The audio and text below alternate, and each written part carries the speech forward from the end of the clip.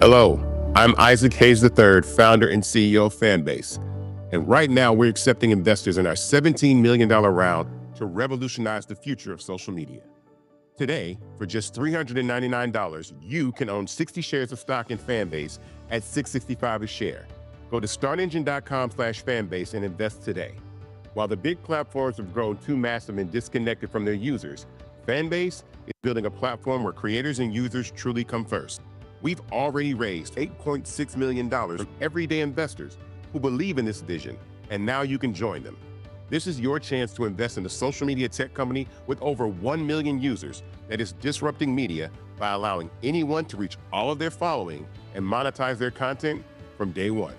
The market is changing, big platforms are failing to serve their users, and Fanbase is stepping up to fill the gap. Don't wait until it's too late. Invest now. Invest for yourself and your future. Go to startengine.com/fanbase and own the future of social media.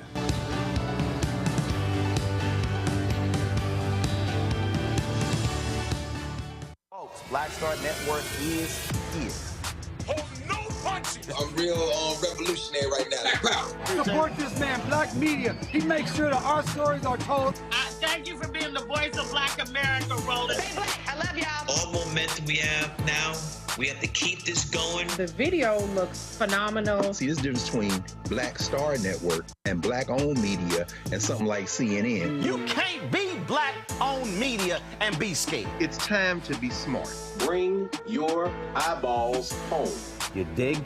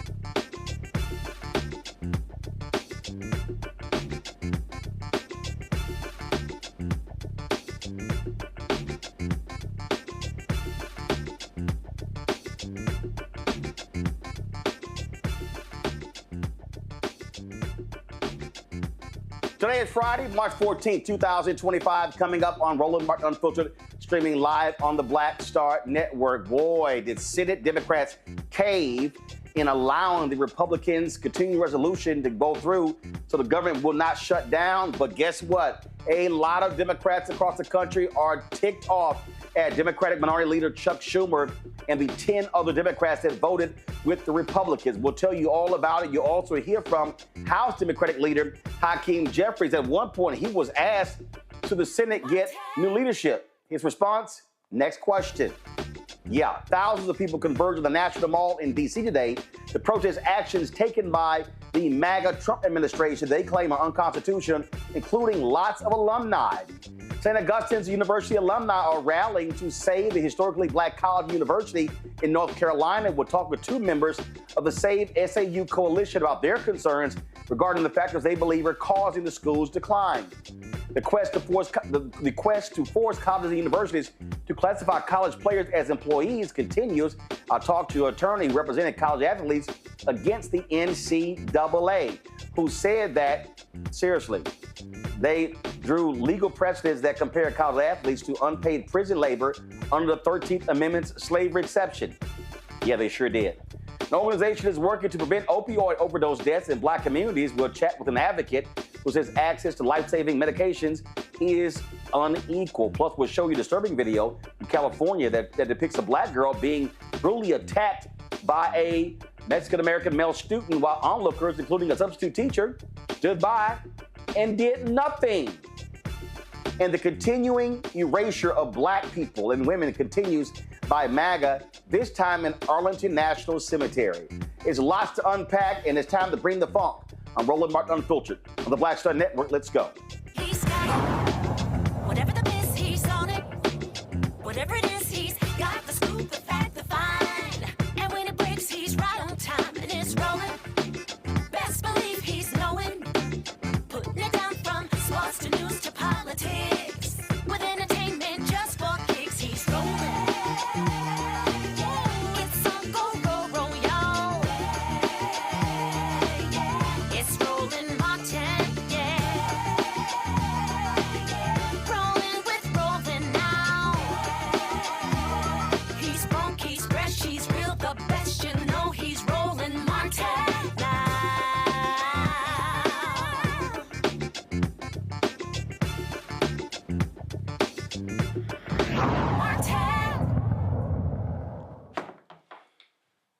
A federal judge in California has ruled that the thousands of probationary workers fired from federal agencies should be reinstated.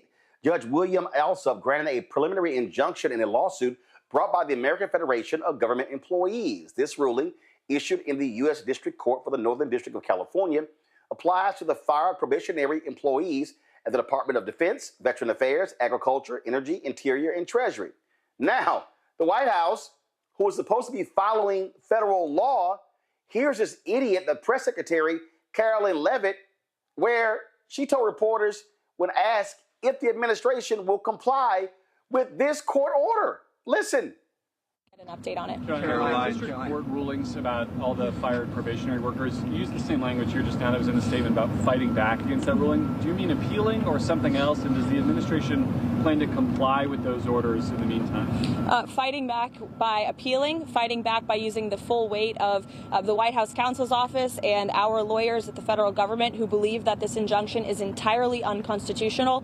And it is, for anybody who has a basic understanding of the law. You cannot have a low-level district court judge filing an injunction to usurp the executive authority of the President of the United States. That is completely absurd. And as the executive of the executive branch, the President has the ability to fire or hire. And you have these lower-level judges who are trying to block this President's agenda. It's very clear. And as I just cited, I was appalled by the statistic when I saw it this morning.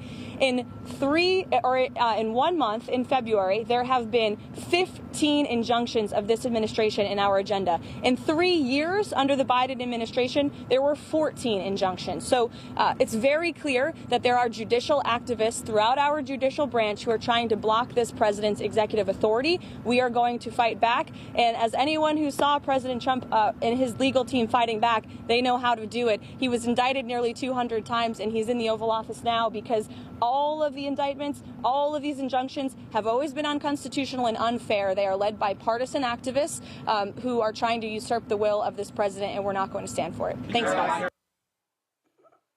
So you're just going to ignore a federal judge? At least 30,000 probationary federal and government employees were dismissed as part of a government efficiency initiative led by the twice-impeached, criminally convicted felon-in-chief Donald Trump and his co-president Elon Musk. Their effort to slash federal workforce and government expenditures is running face-long into facts because they really haven't done it, but it shows you the level of ignorance that they are imposing. My guest this week, Matt Manning, civil rights attorney out of Corpus Christi, Derek Jackson, state representative out of Georgia, joining us from Atlanta, Michael Imhotep, host the African History Network show out of Detroit. Bottom line here, Derek, these folks, Doge, all the so-called savings, they're a joke. They're lying. They have to keep going back revising. They keep getting busted by people, exposing their lies as well. And so, I mean, but to listen to this fool, Carolyn Levitt, to act as if you could just ignore a federal judge, oh, one judge shouldn't do this. Well, I recall that there were numerous times where a federal judge made rulings during the Biden-Harris administration, and guess what? They appealed, but they never said, oh, the judge didn't have the constitutional authority to do so. You know, Roland, it's amazing that we're only 54 days in this administration, just 54 days. And the number of Man, it just gets so exhausting to say unconstitutional, unprecedented. These words are starting to be worn out in these 54 days. Here's the bottom line, Roland. We have a democracy. We have a system in place. In the judicial branch, they're doing their job. These are not low-level judges. These are individuals who are doing their job, and they're going to hold him accountable. I mean, just face it, the other day, where a federal court judge told him that he had to bring individuals back that he took over to Guantanamo Bay, Cuba, unlawfully. Taking citizens from one country to another country is illegal. And this is the same individual that decided to bring automobiles in front of the White House in the Rose Garden, which is also illegal. And so we're just going to have to continue to buckle down, fasten our seatbelts, hold them accountable, and shows like yours going to have to realize, can tell individuals where this president and Elon Musk and everyone else are breaking the law. And what he did today in the Department of Justice for 45 minutes, ranting and raving and going after lawyers, just uncalled for. We're going to get into that. Matt, these are thugs. These people do not care about the rule of law. They believe that they have all authority. And Donald Trump, he acts like there's no such thing as three branches of government. For him, it's only one branch, and other ones get to do what he says do. One of the first cases you learn in law school and constitutional law is a case called Marbury v. Madison. And that's the case that said the Supreme Court had the right, essentially the power, to look at the constitutionality of the laws. I don't know if it's ever been explicitly construed with executive orders, but the point is Article 3 judges have the right, as it's been, in our government since 1803, to review the constitutionality of the laws and presumably as well the executive order. So to act as though a judge who had to be nominated by the president and be confirmed by the Senate and go through the entire confirmation process as a, quote, low-level judge despite a lifetime appointment in the awesome power of the federal judiciary is just a matter of rhetoric over reality, because the reality is federal judges have a lot of power and it's an august position. So what it is that the Trump administration doesn't like the answers that it's getting from the courts. And the thing is, the court doesn't, quote, file an injunction. A court rules on an injunction. So that means that a litigant came in front of the court and said, look, we are likely to be harmed by this executive order. I'm not sure exactly who filed this, but presumably it was one of the unions or maybe individual federal workers who said we're likely to be harmed by this action. The court looked at that and determined that they were in fact likely to be harmed by that action and issued the injunction, ruling in their favor. But my understanding is that there was also some dicta or some commentary about how the court believed that the way they were doing this was not only unconstitutional and unlawful, but was dishonest, that they were framing it as, people who had never had bad performance reviews before were now being allegedly let go because of their performance. I think the judge saw that this was a subterfuge, and this is exactly how this is supposed to work with checks and balances. The judiciary is supposed to be able to look at the constitutionality of laws and actions. That's what they've done here, and I think we're all at risk of the entire house of cards falling, if you will, once the Trump administration starts to just out and out disregard what judges are doing in their rulings. And that's where I think we're heading. I mean, we're already seeing that. They're already kind of messaging in that regard. But once they start wholesale doing that, I don't really know what the institutional response is going to be, because right now judges are basically the last line of defense to stop a lot of this craziness that's coming out of the White House. Michael, we said what these thugs were going to do, and they're doing exactly what they also said they were going to do. They do not care about judicial rulings, except the ones that are in their favor. And a little bit later in the show, we're going to show some of this, that insane speech he gave at the Department of Justice. And what was even more shameful, for his attorney general standing right next to him, the same idiot who spends more time on Fox News than she actually does at the Department of Justice. Yeah, this has been a crazy week, Roland, from the trade war, from tariffs to the European Union striking back with their reciprocal tariffs, to the stock market dropping. to these two rulings. Actually, two rulings came out yesterday, one from a federal judge in Maryland, and then also the federal judge in California regarding basically the same thing. Tens of thousands of people, federal employees being fired under DOGE from this government, and the judges are ruling that these people were fired basically illegally. They weren't given advance notice, and in a lot of cases, Matt is absolutely correct on this. In a lot of cases, it's said that they didn't perform well, but their last performance review said that they were doing exceptionally well. And then also Donald Trump this week, he talked about how employees at the Department of Education, how a lot of them don't show up to work, things of this nature. And he's just throwing this stuff out and providing no evidence. And then when we look at the corrections that DOGE has had to make, according to Reuters, according to their count, over 1,000 errors have had to be corrected by a DOGE. So if any of us on this panel made 1,000 errors at our job, we would have been fired months ago. Okay, this is just stupid. So yeah, it's going to get worse. This is what we warned people about. And the problem with Donald Trump, and I said this in the first administration, everything that Trump does, he tells you ahead of time he's going to do it.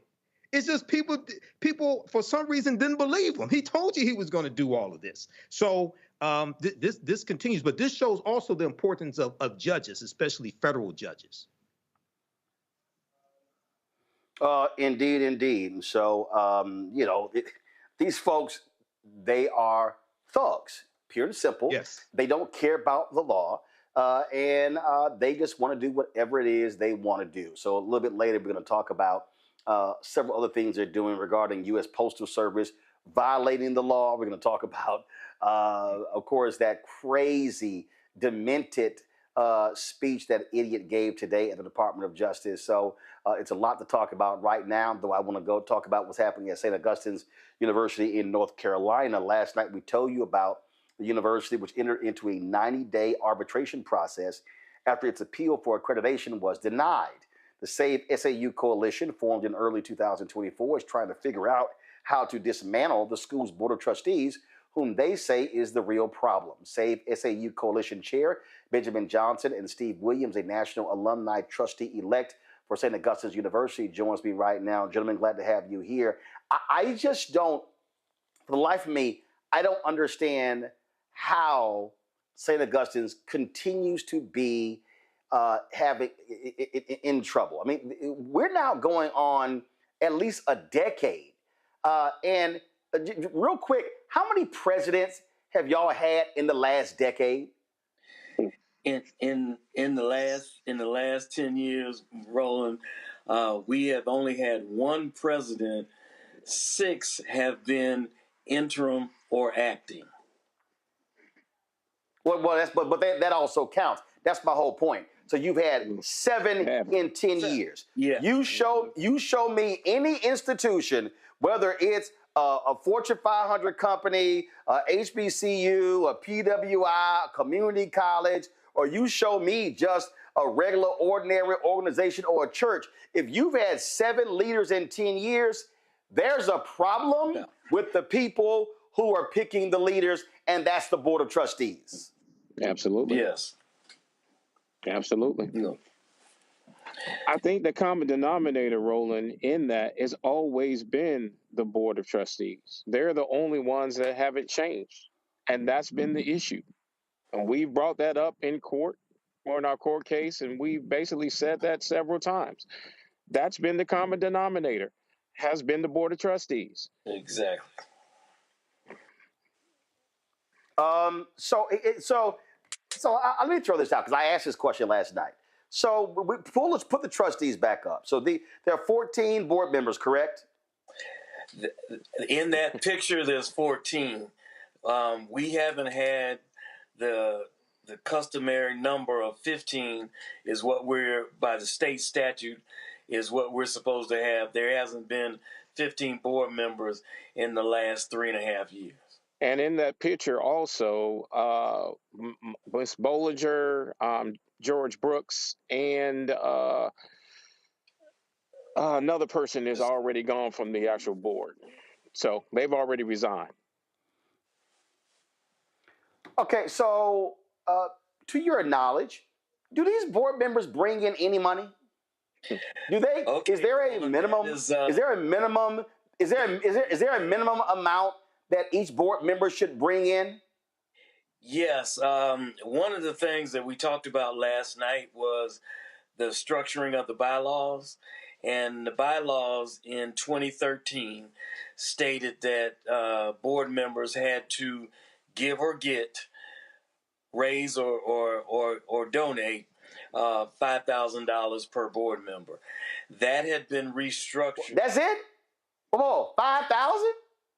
That was it, and the bylaws were restructured from 156-page document to 26 pages, and in those 26 pages, the board members were only required to bring in $500. Whoa, stop! It went from 5,000 to 500. Yes. Yes. They took a 125-page document and rolled it into 25 pages. Their bylaws, our bylaws, used to be 125. What's it? 146? 156. Yes. Pages. 156 pages, and they basically reduced it to 25 pages to encapsulate themselves so they can be self-governing. That's what happened. Under that, they changed it. Okay, because so when Dr. Robertson was there, you had to bring in $100,000.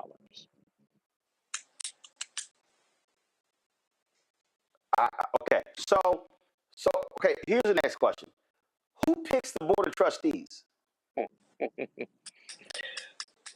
With the situation that we have now, the board chair has been selecting board members, and they are. Hold on, no. Again. Hold on. So let me just. Okay, so first of all, I'm wearing a Texas A&M University shirt. Texas A&M is a state university. The governor picks the board of regents. That's how it happens. St. Augustine's is a private university. Okay, exactly. So is there a governing entity over the board? Is there? I mean, or does the board just do whatever the hell they want to do, and they just self-govern? Basically, that's what they're doing, Roland. When they reduced when they changed the actual bylaws, that's what they did. They reduced it to the point of them being self-governing and basically them being able to, have carte blanche on what they wanted to do with the university without any oversight or anything. Any oversight or management, period. Okay, so explain to me how the university has gotten into such a bad state of affairs financially.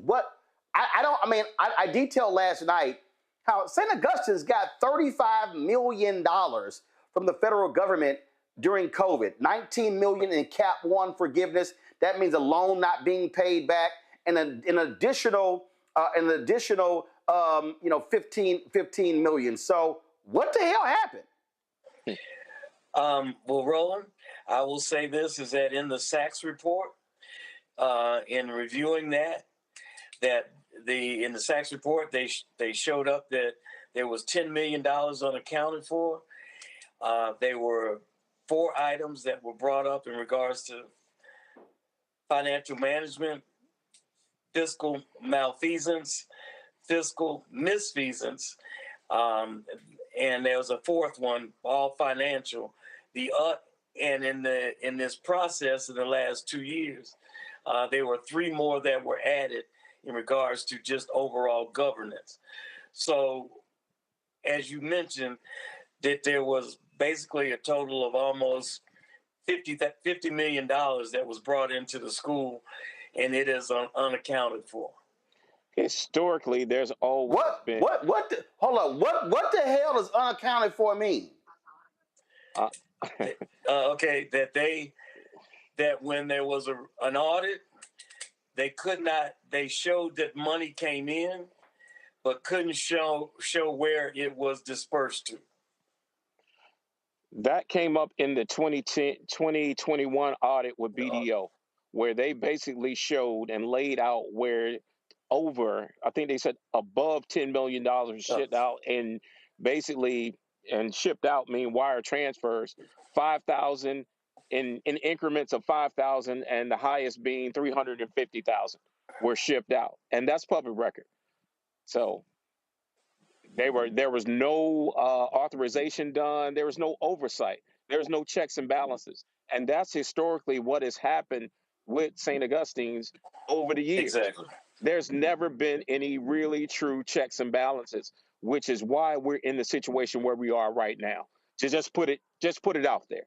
There's never been any really and true checks and balances, because in any business, it would have shut down completely by this time. Just not having the right things and the right protocols in place. Right things in place. Yeah. All right. So the Attorney General refused to sign off on this deal, this 99-year lease with this company out of Florida.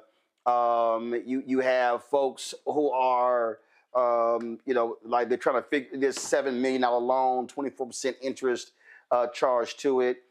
And what sort of set me off last night was this university statement that we need unity and positivity. And I'm like, no. Ain't gonna be no positivity until somebody can explain where in the hell the money went. And I think that, and what I said is, I said as leadership, you can't be asking the community and alumni and others to help to save the university if you don't have straightforward answers on what the hell has happened with the money that they got over the last 5 years. Exactly, Roland. And one of the things with that is that the Save SAU Coalition, we have actually gone to find donors to help us financially and the next steps in this process.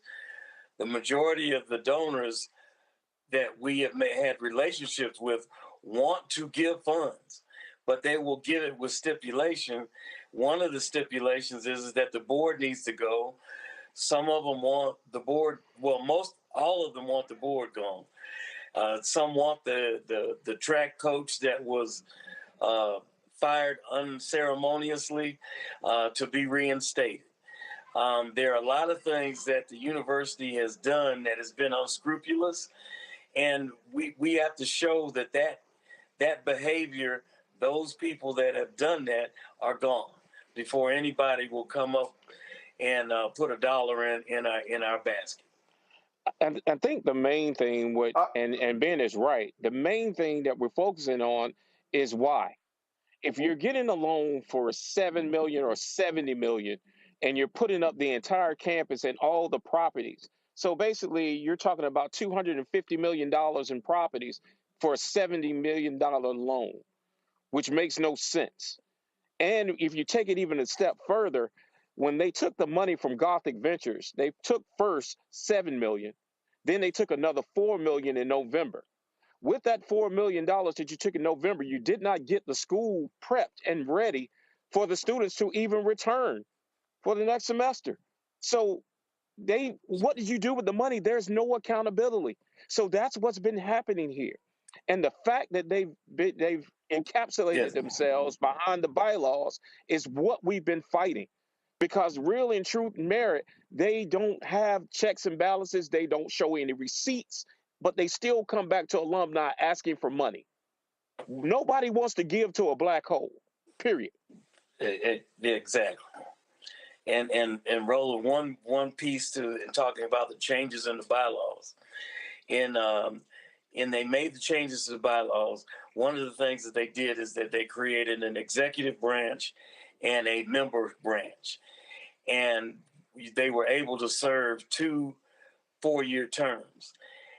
If they became a member of the executive branch, their 4-year terms started over again. So we have board members who have been on there 12 to 16 years. And wow. About a common denominator, and not only a common denominator, but these are they have staying power because they have manipulated the bylaws so that they could stay. And in our lawsuit, we talked about that the Board of Trustees was using the university as its own piggy bank. Absolutely. Questions from our panel. Let me go to Matt Manning first.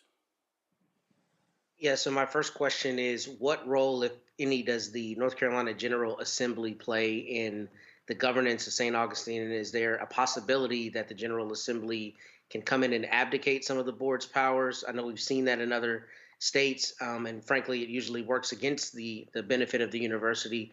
But I'm wondering if there's any kind of mechanism like that here that y'all are aware of.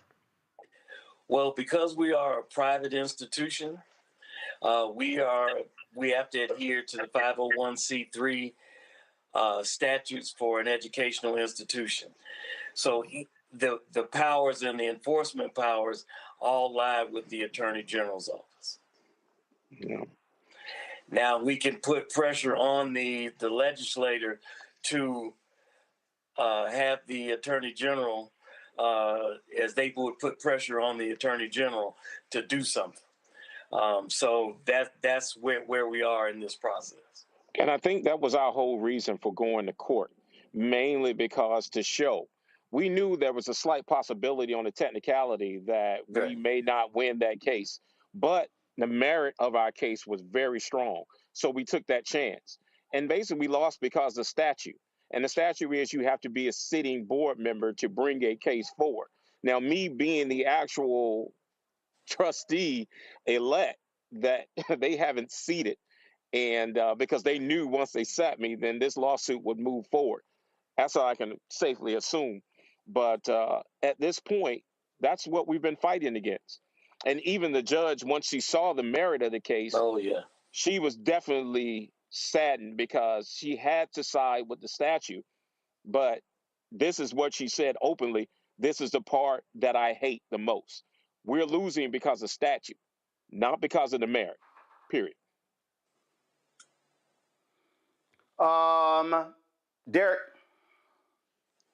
You know, my question was very similar to Manning's, but since it was asked, let me shift it in a different perspective because as a legislator here in Atlanta, we had a similar situation with Morris Brown College. Morris Brown College was unaccredited for nearly 20 years due to financial mismanagement of funds. So what are the next steps for you all while this litigation process is underway? Well, the first piece where we are now is we're not able to do anything until the board is gone. We are still pushing that piece. In the meantime, we have looked at other models of schools like Talladega, Morris Brown, Bennett College, to see what they did in order to get accreditation. And as you mentioned, Morris Brown, it took them 20 years to get their accreditation back. It took Bennett 10. Talladega was able to maneuver and manipulate not to lose its accreditation, but to get a fresh start, which took them 3 years.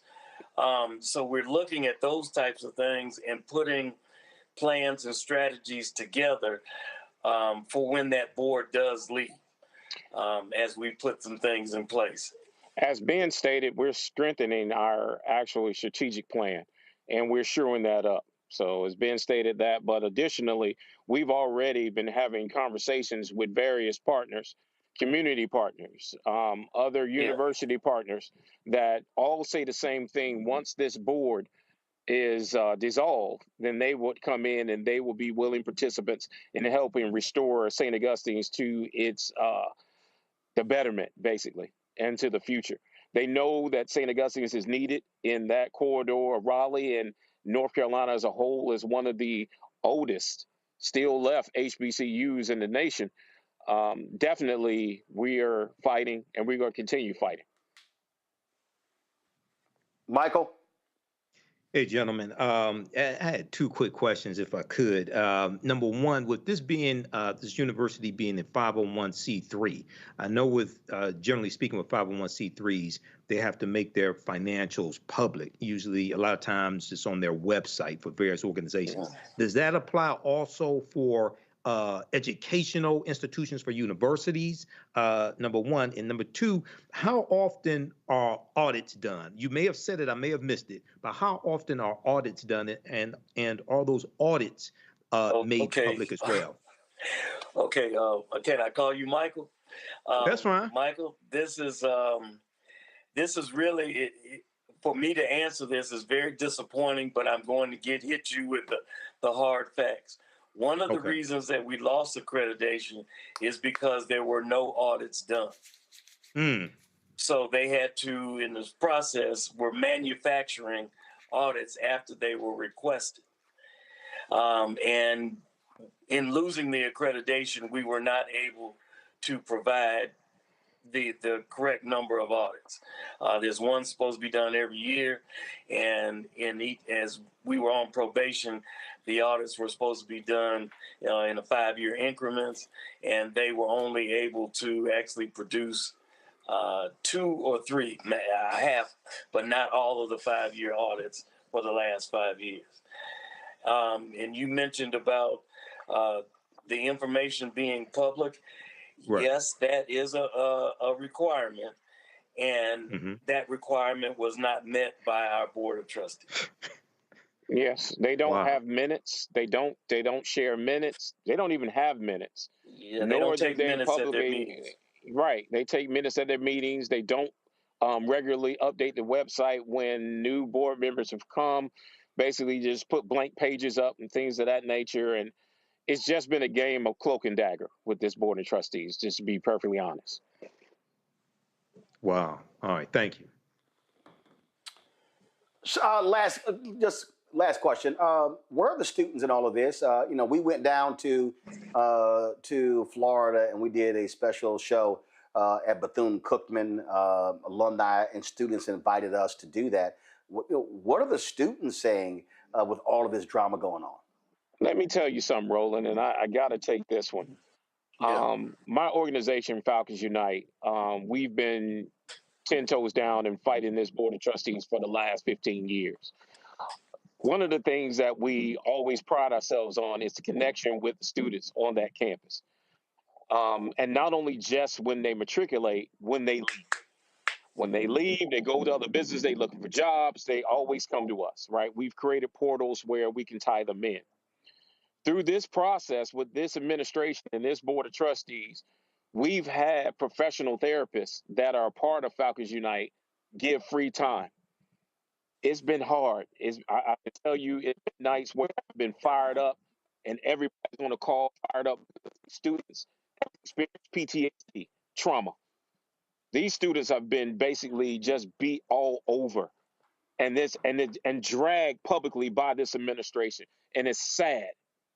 It's sad, and I don't know how anybody can sit up there and say they love the university and doing the best when basically your best and brightest you're treating like homeless people.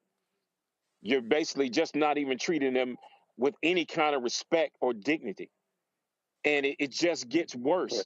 I mean, you even we had to give one of the actual professors, and I have to say this, they were losing their livelihood, not being paid. One of them almost unalived themselves, and luckily we had a therapist on call that basically made that call and stayed online with them till he got to the proper help arrive. This is traumatic, and we keep saying this. We keep making calls. We know it's an open investigation with the AG, but at some point, something has had to happen. Somebody has to have some form of empathy to see that the common denominator that's being hurt in here are the students.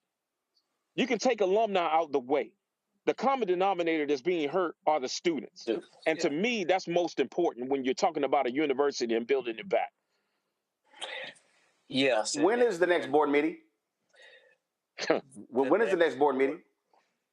Oh boy, we don't know if if we don't know, the short answer is we don't know, but because they have the board members have changed so much, and we don't know if they've had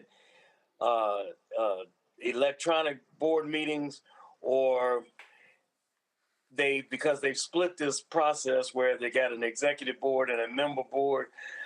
We don't know. We have made inquiries as to, when is the next board meeting, and we have been not given an answer.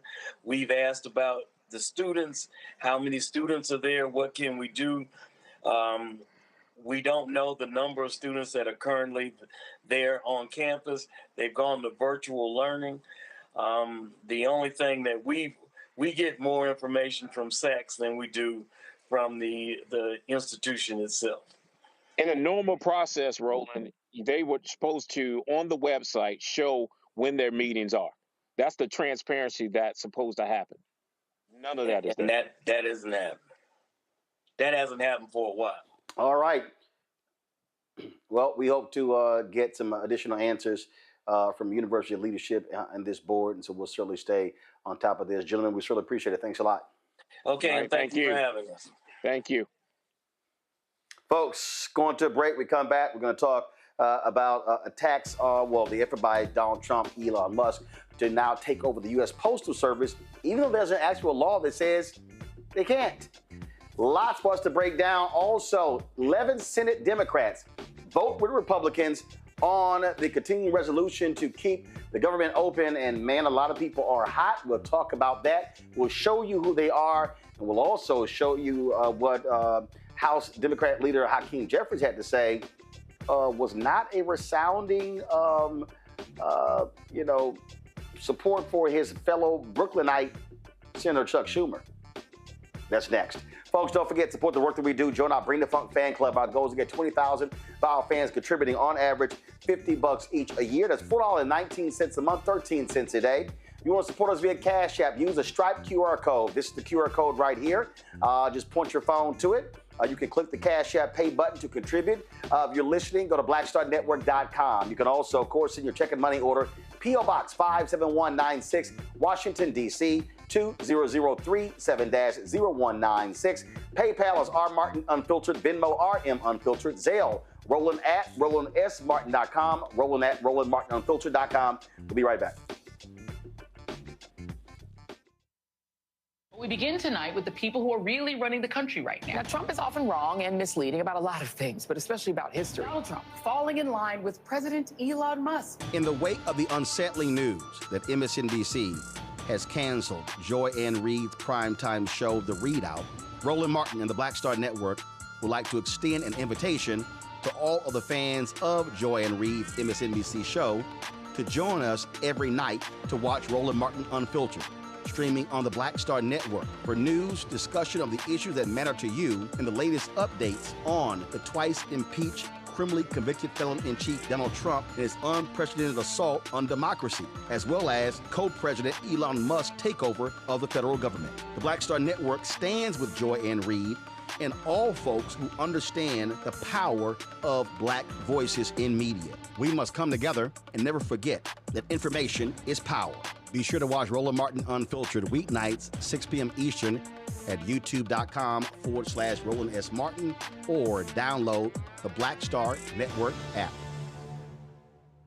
Hatred on the streets, a horrific scene, a white nationalist rally that descended into deadly violence.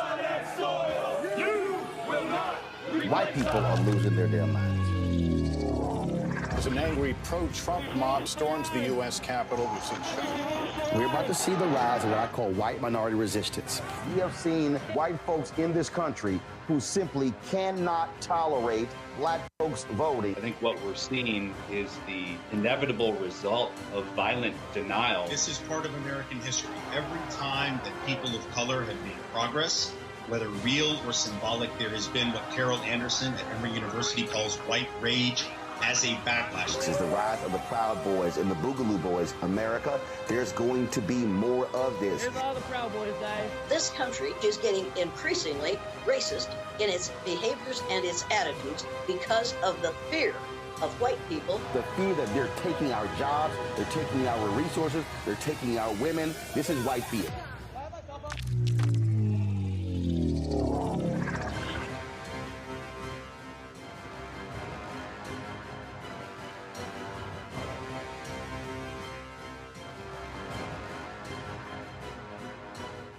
Hey, this is Motown recording artist Kim. You are watching Roland Martin Unfiltered. That boy, he always unfiltered though. I ain't never known him to be filtered. Is there another way to experience Roland Martin than to be unfiltered? Of course he's unfiltered. Would you expect anything less? Watch what happens next.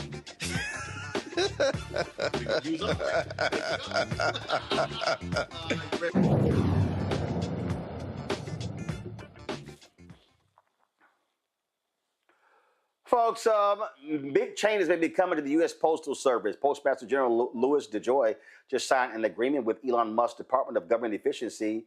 Yeah, you heard that right, to help, quote, fix the Postal Service's finances. But let's be clear, this is not about fixing. It's about slashing and taking it over. Since DeJoy took over in 2020, 30,000 jobs have already been cut at the Postal Service, and another 10,000 layoffs are coming next month. Black workers make up nearly 30% of the Postal Service employees. And here's a bigger picture. There's talk of privatizing the USPS. That means fewer jobs, high prices for mail delivery, and less service in rural and low-income communities. Now, there's a federal law, Michael, that says that was passed to not privatize the Postal Service.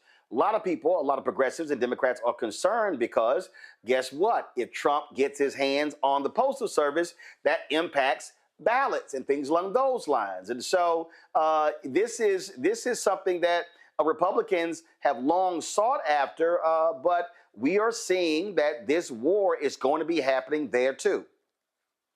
Absolutely. And this is something that was floated during the first Trump administration.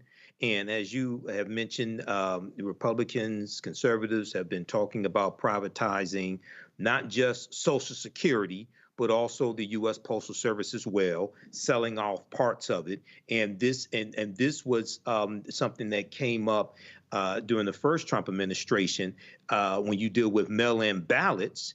And now, if it's privatized, the delay in mail-in ballots being sent to certain areas, say maybe like, I don't know, Detroit, Atlanta, Philadelphia, something like that. So, yeah, this is, once again, devastating news. There are going to be lawsuits around this. But this is what we were warning African Americans about. And another thing, Roland, is that when you look at the attack on DEI, right, they're using that all across the federal government now to attack the Department of Education, to shut down various departments, to lay off people, et cetera. Now, in this specific instance, it's important for people to understand, African Americans have been working for the U.S. Postal Service going back to the 1840s. Not the 1940s, going back to the 1840s. And this was one of the, and then after slavery in the late 1800s, things like this, early 1900s, this is one of the first government jobs that we had. And there are 640,000 employees of the U.S. Postal Service, 29% are African American. So this is more devastating attacks that will gut the African American middle class. This is one of the ways that you got into the middle class, federal government jobs, especially the U.S. Postal Service. Again, for the folk, Derek, who can't do math, we're talking about more than 190,000 Black employees in the Postal Service. Not only that, 190,000 Black employees' lives will change significantly if this is privatized. The other aspect, Roland, that we tend to take for granted is that a lot of Black entrepreneurs, businesses, use the United States Postal Service. And so now you have a government that's anti-DEI, and then you look at someone like Kelly Loeffler. No. Let's wait. No, hold on, Jared. Let's be real specific. You have a government that's anti-Black.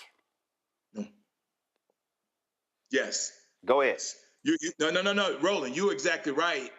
Because I just had a debate yesterday around the Department of Education, and I said they're removing the African American AP courses, but yet you're going to leave the German courses, the French courses, and all the other. But yeah, so you're exactly right. They are anti-Black. So I appreciate that correction. But the point, to your point, is that when you look at Black businesses that need to use the United States Postal Service, because the United States Postal Service will be able to move their goods and products, unlike at the expense of companies like FedEx and UPS, where they're going to charge them an exuberant amount of money. The United States Postal Service will give you a different kind of break. Even with us who are in the political arena, we use the United States Postal Service when we campaign. And so if you're going to privatize it, now they can determine what literature is processed through the Postal Service. And then there's one other point that we need to highlight, Roland, is medicine. You're starting to use a lot of senior citizens getting their medicine through the mail too. And so the mail system touched so many aspects of our lives that we just take for granted. And if they privatize it, the Black community will be severely negatively impacted. Folk got to recognize, Matt, this is no joke that's going on. Listen, for 3 years, we said Project 2025 was real. When Trump lied, I don't know anything about it, I don't even want to read it. We knew he was lying. But all these folks who are now crying, hashtag we tried to tell you.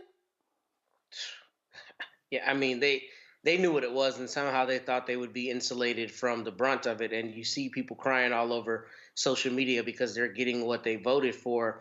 I will tell you, I think I'm a little bit at a disadvantage with the post office and the economics as it relates to it, because I understand that the post office has operated at a loss for multiple years. It has been a profitability issue, and while I completely am sympathetic and hope that a lot of Black people, hundreds of thousands of Black people, don't lose their jobs, I am wondering what extent to which the economic woes play into what the appropriate thing to do is with the post office. And I'm not in any way advocating for privatization, but not understanding the economics enough. Well, but here's right. So great point. So no.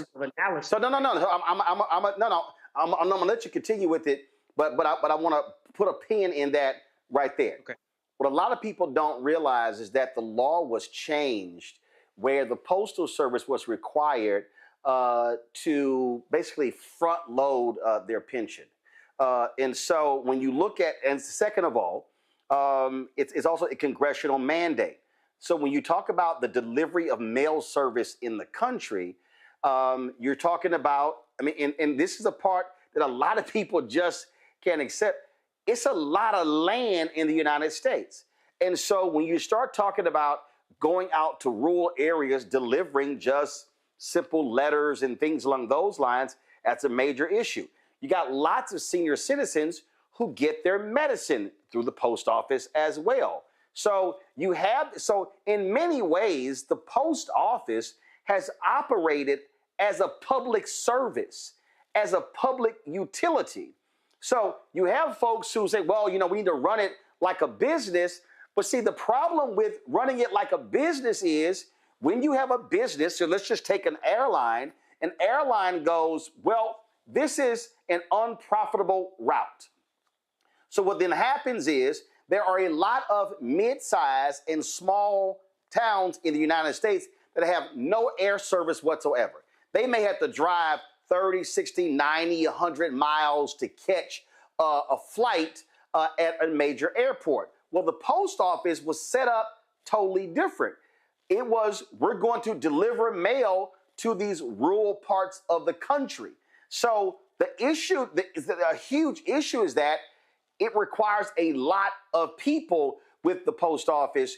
And that's what's played into this economics piece when you start talking about the number of people who live in rural Georgia and rural Texas and rural Iowa and Illinois and Idaho and Montana and all these states where Congress has said, no, we're going to ensure that people are able to get the mail. Then you have the folks who say, well, things have changed. We're not electronic. But guess what? Rural areas, a lot of them don't have high-speed internet. So the folks who say let's modernize and let's cut a lot of these, manual expenses, it's an additional problem because if people are unable to get online, what do they rely on? The Postal Service. Now go ahead. Yeah, I mean, look, I'm not advocating for privatization. I'm just readily admitting I don't know all the economics. I got you. I think when we talk about the post office, that's a lot of the problem because all you hear is about cost overruns and issues not making or at least making a profit. So I think one that kind of makes it difficult for people to fully understand why privatization would be a bad thing. I love that you framed it as a public service because that's exactly what I think of as the post office, being. And I think it's a question of how does it need to be reformed, maybe even via congressional mandated through a congressional law to make it such that it is not characterized essentially as a quasi-governmental business that's not running a profit, because then it's easy to get the rhetoric around that we need to get rid of it or privatize it because it's a business that's not meeting its financial goals. But outside of all of that, I would say as it relates to the post office, you see that Louis DeJoy is here. And it's interesting because he's kind of ridden under the radar through the Biden administration because he was a Trump appointee. But I'm sure that this is something that the Republicans have been looking to do for a long time. And he's just kind of laid in wait. And now to your point about Project 2025, they're able to enact a plan that they knew was coming. But I do think that, at least in the political context, for Democrats to edify people like myself and others, they need to explain why the post office is not only a public good, but how it can be reformed to continue to serve that public good, but not be an easy thing on the chopping block as it relates to, cost overruns and the financial piece of it.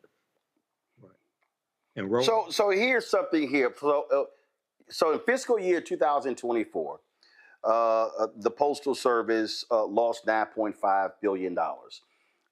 And they say they don't expect they're gonna make a profit. They're gonna break even in 2025. Now, this is what the Postal Service said.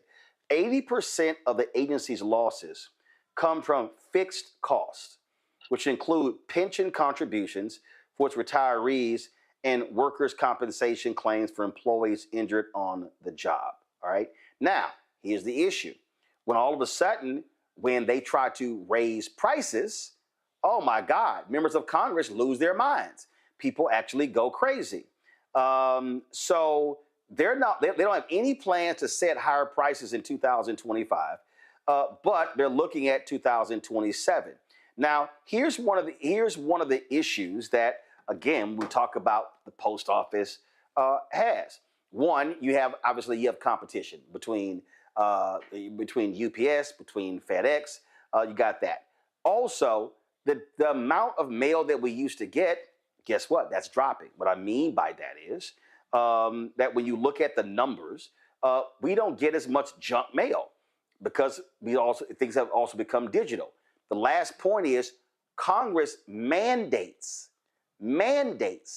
that every place in America be served by the post office. So that goes back to, again, those costs as well. Michael, real quick. Yeah, so what you just said, that last point, Congress mandates that everyone is served by the post office. That's the difference between a business and the federal government. The federal government has to serve everyone. And this is a debate that takes place a lot of times in business schools. Can we run the federal government like a business? No, you cannot, because the federal government, these different entities are put in place to provide a service. Well, as a business, the number one reason why you go into business is to make a profit. Can I ask one question? Yep. So go ahead. Yeah. So do you know, was the post office intending to front load those pensions and then amortize the cost, I guess, over X number of years and then be profitable outside of those pension costs after 7 years, 5 years, 10 years?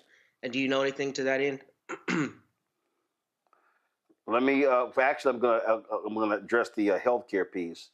1 second. Let me pull this up. Because then again, this is one of the things that it happened a few years ago.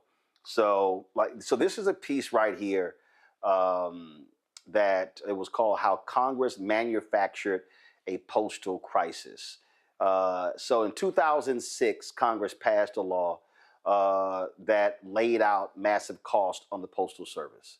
So this is 2006, the Postal Accountability and Enhancement Act, it required the Postal Service to create a $72 billion fund. This is a piece from the Institute for Policy Studies. It required the Postal Service to create a $72 billion fund to pay for the cost of its post-retirement health care costs 75 years into the future. Gotcha. Okay? They say here, this burden applies to no other federal agency or private corporation. So as a result, if you're having to pay health for the next 75 years, you're going to be running a deficit. So it's not like, oh, we can pay for the next 50 years. No, 75 years. So this is what some have described as Congress passing such a law that is one of the reasons why when you look at the current numbers, why it says, oh, they're losing money because they had to set aside $72 billion. And so that's part of the issue here. And so between that, you have pensions as well. All of these things combined that you have to deal with. And look, the reality is when it comes to pensions, these are people who took lower salaries for a number of years based on the promise of having a pension, and now you got to pay for that. What happened with a lot of publicly traded companies? You had a lot of these companies that owe a lot of workers pensions. You know what they started doing? Whacking their pensions. And so all of a sudden, you start screwing the people who you promised pensions once they retired. So it's a lot of stuff. So Congress, as opposed to complaining and all these hearings, needs to also learn to accept the role that they played in creating a huge problem. Jason, let's go to our next story. We'll talk about NCAA. And of course, the NCAA is having some major changes. You got NIL, you've got court rulings now having to pay players. I mean, it goes on and on and on. So as a result, the NCAA is constantly in court. They are under assault left and right. It's also from their own making. Okay, I mean that's just what they've created this big problem because they were so arrogant and they were taking so much money and keeping it and paying big salaries. So in July, the U.S. Court of Appeals, the Third Circuit, rebuked the NCAA for what they call an offensive race-related argument in a case called Johnson versus NCAA, which compared college athletes. Listen to what I'm about to say, y'all. They compared college athletes to fellow students employed in work-study style programs. The NCAA argues that college athletes should not be treated with the same employee rights and protections as student ticket takers, student seating attendants, and student food concessions workers at NCAA contests. Instead, the NCAA relied upon a legal precedent comparing college athletes to unpaid prison labor under the 13th Amendment's slavery exception. Attorney Paul McDonald joins us right now. Paul, glad to have you on the show. I'm sorry, they used the slavery exception in the 13th Amendment? So are they saying that athletes are slaves or inmates? Well, for all intents and purposes there, I think it's instructive to read exactly what the Third Circuit said. And this Third Circuit said, we disagree with the comparison of college athletes to prisoners and refuse to equate a prisoner's involuntary servitude as authorized by the 13th Amendment to the longstanding tradition of amateurism in college athletics. So that's exactly what the Third Circuit said about it. So they knew exactly what the NCAA was trying to do. They were using a case called Van Skyke v. Peters. And in the case of Van Skyke v. Peters, I'm sorry if you lost me there for a second. You had federal prisoners who... No, we got you. Go ahead.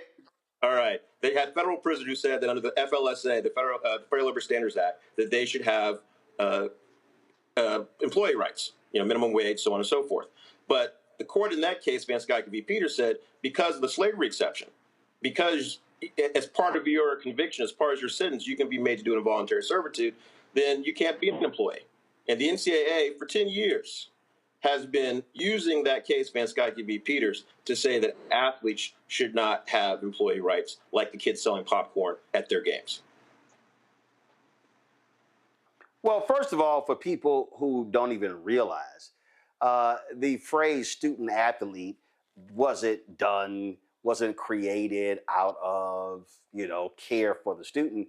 That was actually created by an NCAA lawyer to protect them in a lawsuit. So they've always wanted to take advantage of the free labor of athletes and how everyone else gets paid except the athletes. So they've actually treated people as if they were, frankly, slaves under the 13th Amendment. Right.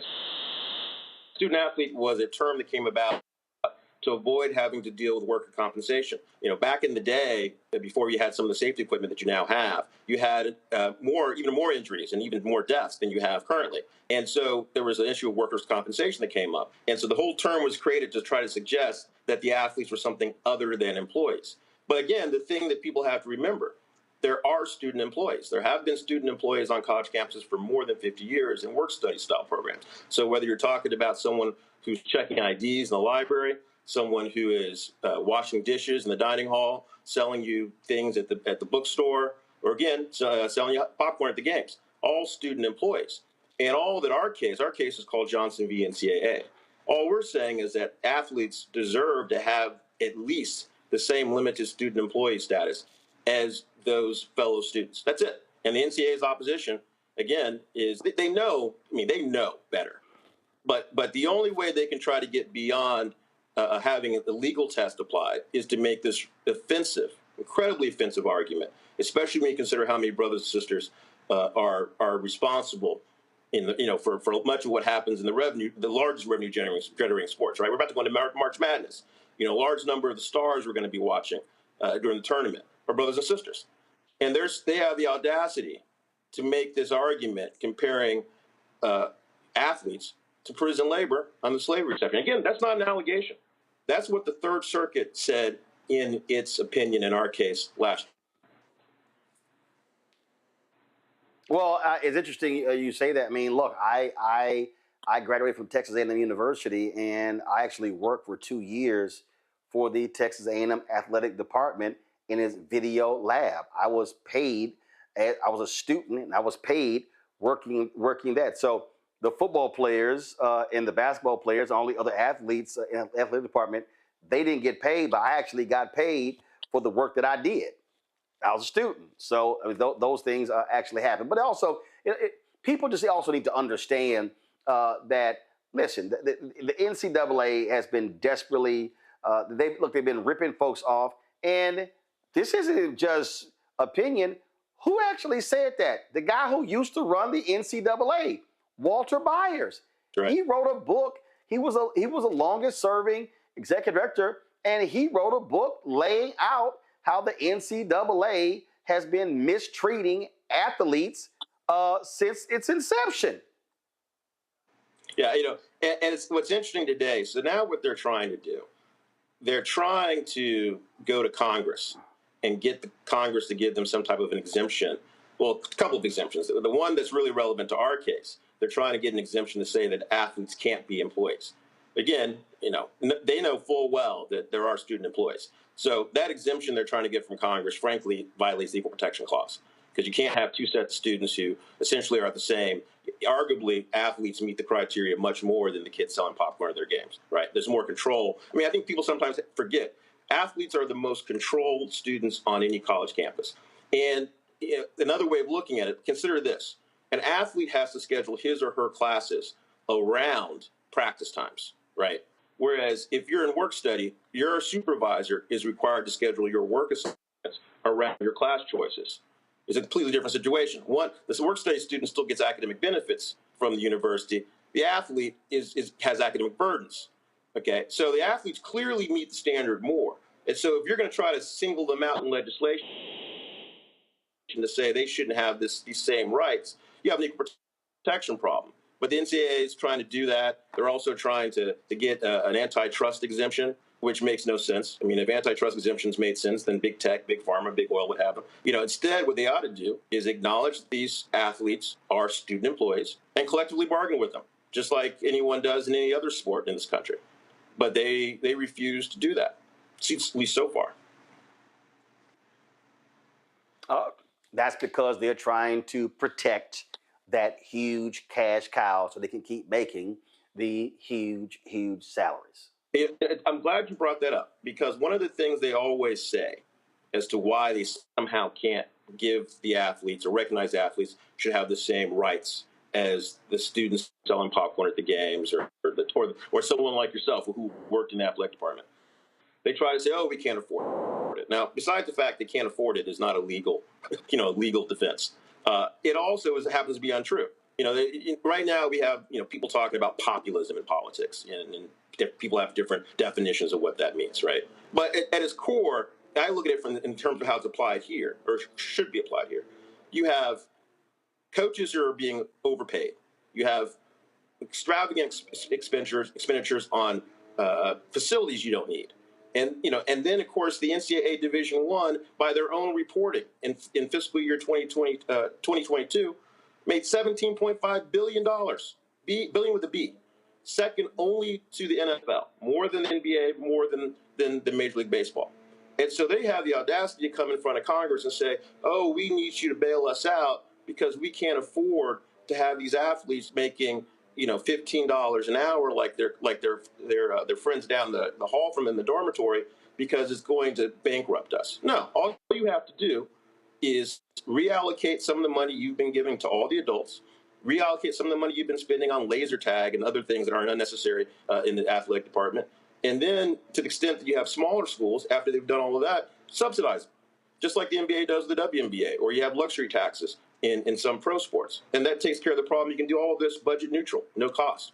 But they, to your point, they don't want to give up the big money they've made. Because I'm old enough, and I think you and I are probably comparable in age, I'm old enough to remember when college coaches didn't make all this money. Now you're talking about what Kirby Smart making $13 million at Georgia. If you cut his salary, 15%, you could afford to pay almost every athlete on that campus a fair wage that then would not require their parents to send them beer money on the weekends. And the one last thing I'll say about it, just so people understand this, what I'm talking about is not that the athletes would only be paid hourly wage. We're talking about base salary for everybody. If you still have individual popularity, you would get NIL on top of base salary. If you're in a sport that generates a large amount of revenue, you get revenue sharing going forward. So it's not an either or proposition. It is an and also. Well, indeed. Well, Paul, we surely appreciate you joining us. Thank you so very much, and keep us abreast of what happens in this case. Yeah, thank you, and good luck to everyone with your brackets. And just remember, as you're watching these games, that obviously are going to captivate us for the next 3 or 4 weeks, I guess. Just remember that they literally went there and said that the athletes are comparable to prison labor under the 13th Amendment slavery exception. They did that. Thanks.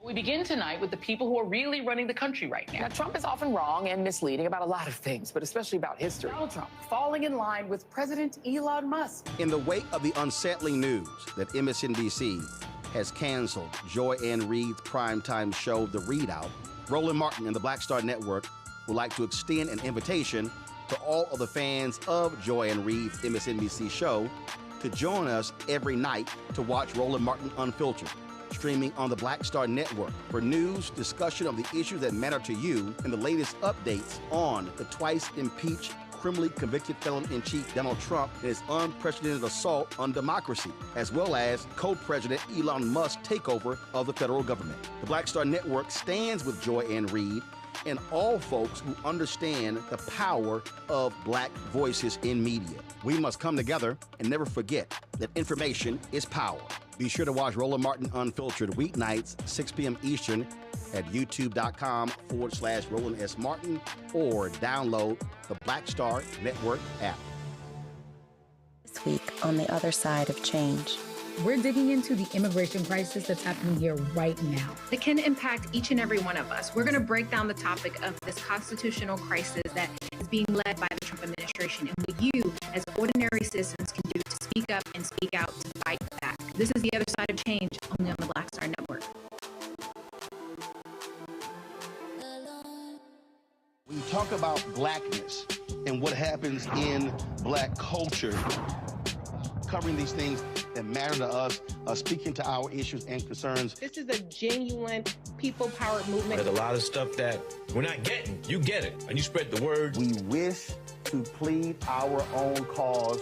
Too long have others spoken for us. We cannot tell our own story if we can't pay for it. This is about covering us. Invest in black-owned media. Your dollars matter. We don't have to keep asking them to cover our stuff. So please support us in what we do, folks. We want to hit 2,000 people, $50 this month, raise $100,000. We're behind 100,000, so we want to hit that. Y'all money makes this possible. Checks and money orders go to P.O. Box 57196, Washington, D.C. 20037-0196. PayPal is R Martin Unfiltered. Venmo is RM Unfiltered. Zelle is Roland at RolandSMartin.com.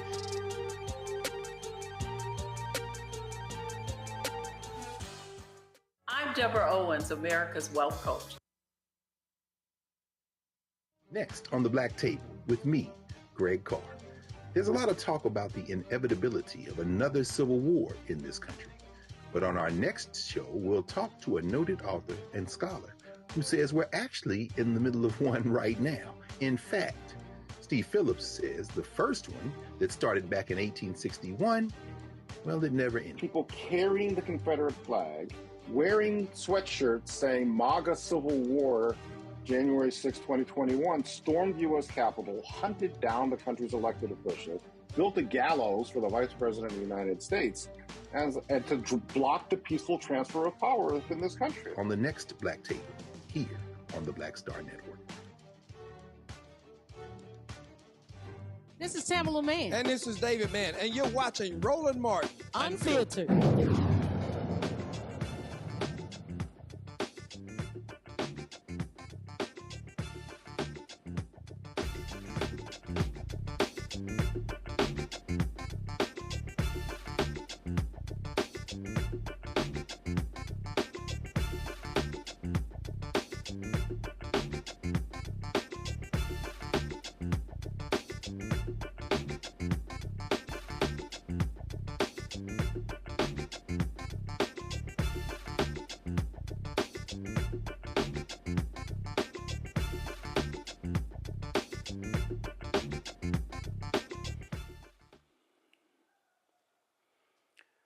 Folks, today in D.C., thousands of veterans took to the streets, marching in cities across the country and gathering at the National Mall to protest sweeping cuts to the federal workforce under Donald Trump and Elon Musk's Department of Government Efficiency. The demonstration, organized by Now March, is being called a National Strike Day in response to thousands of veterans being laid off from government jobs, including nearly 83,000 expected losses at the Department of Veteran Affairs. These cuts are affecting critical health care services, canceling cancer treatments, straining VA therapists, and even shutting down suicide prevention programs, leaving those who serve this country without the care they need. The march is deliberately set for March 14th, referencing Section 3 of the 14th Amendment, which bars insurrectionists from holding office. Now, today in the United States Senate, 11 Democrats joined Republicans in advancing the continuing resolution that would keep the government from shutting down. Senator Chuck Schumer, just 48 hours ago, claimed that, Democrats were not going to vote for the bill. Well, then they came for it. These are the Democrats who actually stood with Republicans in voting for this. This, of course, has angered Democrats all across the country, and people have been coming after Senator Chuck Schumer because he did not hold the line. House Democratic leader Hakeem Jeffries made it perfectly clear that House Democrats were not happy at all with what took place by Democrats in the Senate. Listen. House Democrats remain strongly opposed to the partisan Republican spending bill that will hurt families, hurt veterans, hurt seniors, and hurt the American people. It is a false choice that Donald Trump, Elon Musk, and House Republicans have been presenting between their reckless and partisan spending bill and a government shutdown. Why are we here right now in terms of the moment that is in front of us? It's because Donald Trump and House Republicans decided to walk away from the negotiating table when there were bipartisan conversations ongoing between House Democrats, House Republicans, Senate Democrats, and Senate Republicans in a manner consistent with the Bipartisan Fiscal Responsibility Act that was passed in May of 2023. Donald Trump ordered House Republicans to walk away from the negotiating table at the end of February. House Republicans then passed a partisan and reckless bill that cuts funding for health care, cuts funding for veterans, and cuts funding for nutritional assistance to children and families. It's an unacceptable, unconscionable, and un-American spending bill.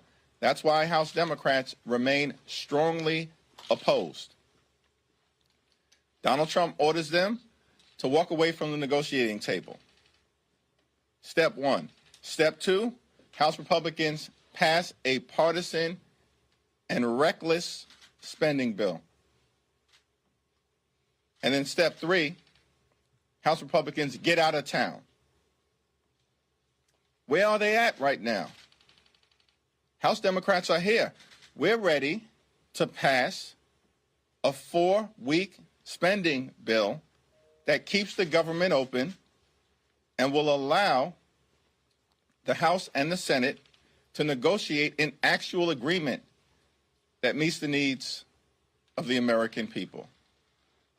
But we do not support a bill that is designed to hurt the American people that Donald Trump and far-right extremist Republicans are trying to jam down the throats of everyday Americans. Folks, it has been quite contentious again with what's been happening with this decision by these Democrats to vote for the bill. A lot of people are actually calling for Democrats to replace Chuck Schumer as the Senate Minority Leader. Schumer and other Democrats say they were not going to allow the government to shut down. They said it could be a lot easier for Trump and Musk to cherry pick what federal employees to bring back.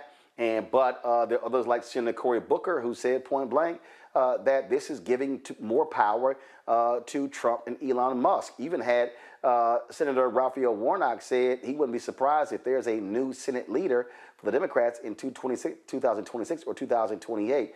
Mike, I want to start with you. Again, a lot of people are ticked off. They are hot. They're upset at Chuck Schumer, saying that he caved. He didn't fight. He gave up. And then, of course, one of your home state senators, Gary Peters, who is not even running for re-election, he voted for this as well. Yeah, Gary Peters should not have voted for it. Chuck Schumer definitely caved because on Wednesday, he said he was arguing strongly against the bill, strongly against cloture, strongly against stopping debate.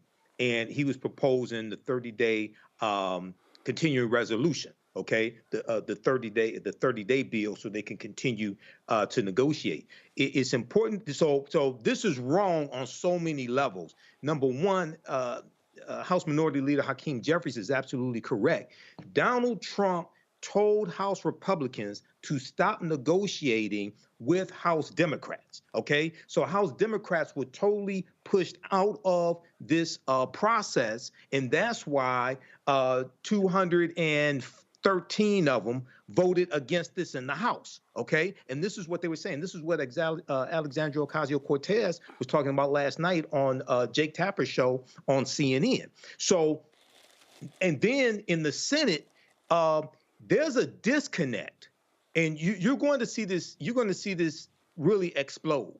There's a disconnect in the thought process of many Democratic senators as opposed to those in the House. Now, I understand the rules are different, but last night on The Last Word on MSNBC, Senator Jeff Merkley from Oregon and Senator Tina Smith from Minnesota were on. And Senator Jeff Merkley was saying the only leverage that they really have is leverage in the Senate, not the House. And it's the 60 vote threshold, the filibuster. He said if you give that up, then just giving more power to a tyrant, I'm paraphrasing, giving more power to a bully does not help you.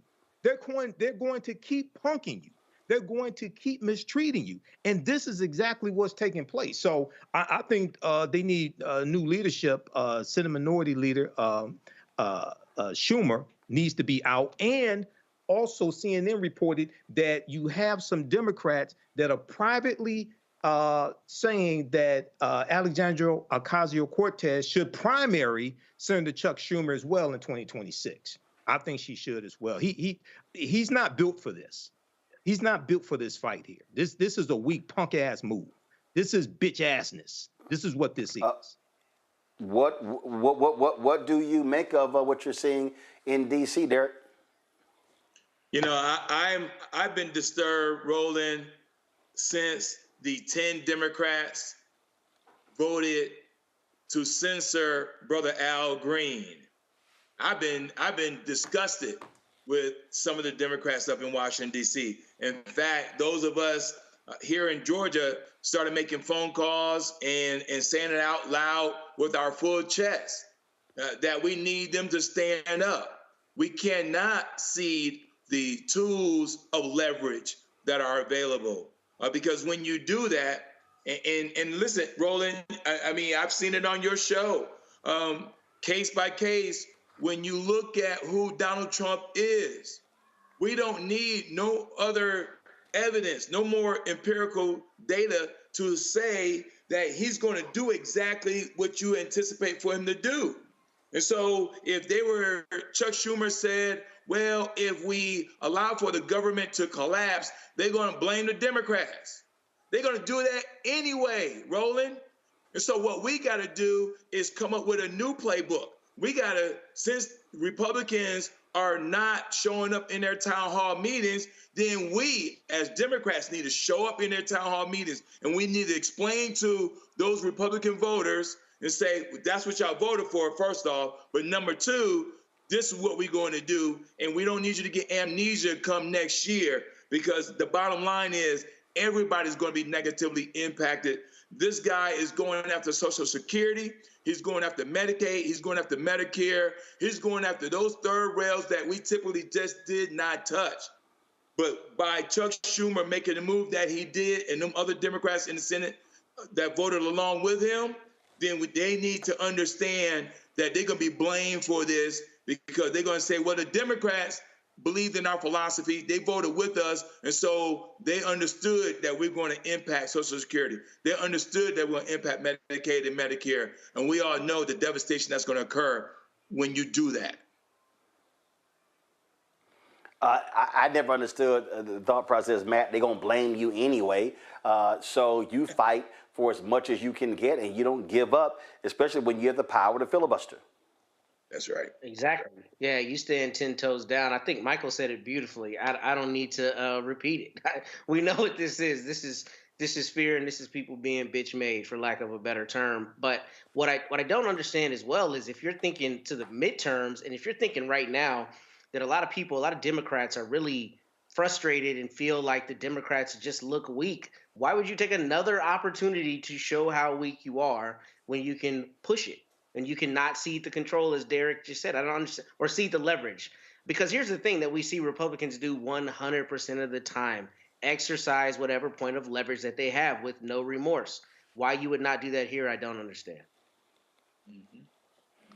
Folks, let me tell you how crazy these Trump people are. More than 50 universities are currently being investigated for alleged racial discrimination as part of their initiative to eliminate diversity, equity, and inclusion programs. They really are anti-black. The Education Department announced these new investigations on Friday, about a month after issuing a memo warning schools and colleges across the country that they could lose federal funding due to race-based preferences in admissions, scholarships, or other aspects of student life. Education Secretary Linda McMahon stated that students should be evaluated based on their merit and accomplishments, not by their skin color. Quote, we will not yield on this commitment. Most of the new inquiries are centered on colleges' partnerships with the PhD Project, a nonprofit organization that assists students from underrepresented groups in obtaining degrees. I don't see why that's a big deal, but this is what you have from these idiots. Speaking of money for colleges and universities, many schools have announced layoffs and hiring freezes because of these dumbasses, their threats to cut federal contracts and research grants.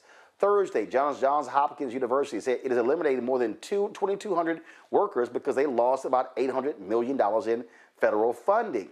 Some employees are in Baltimore, but most work in 44 other countries to support the university's Bloomberg School of Public Health, its medical school, and an affiliated nonprofit organization. Last month, Trump and his fellow idiots announced deep cuts to the National Institutes of Health grants for research institutions.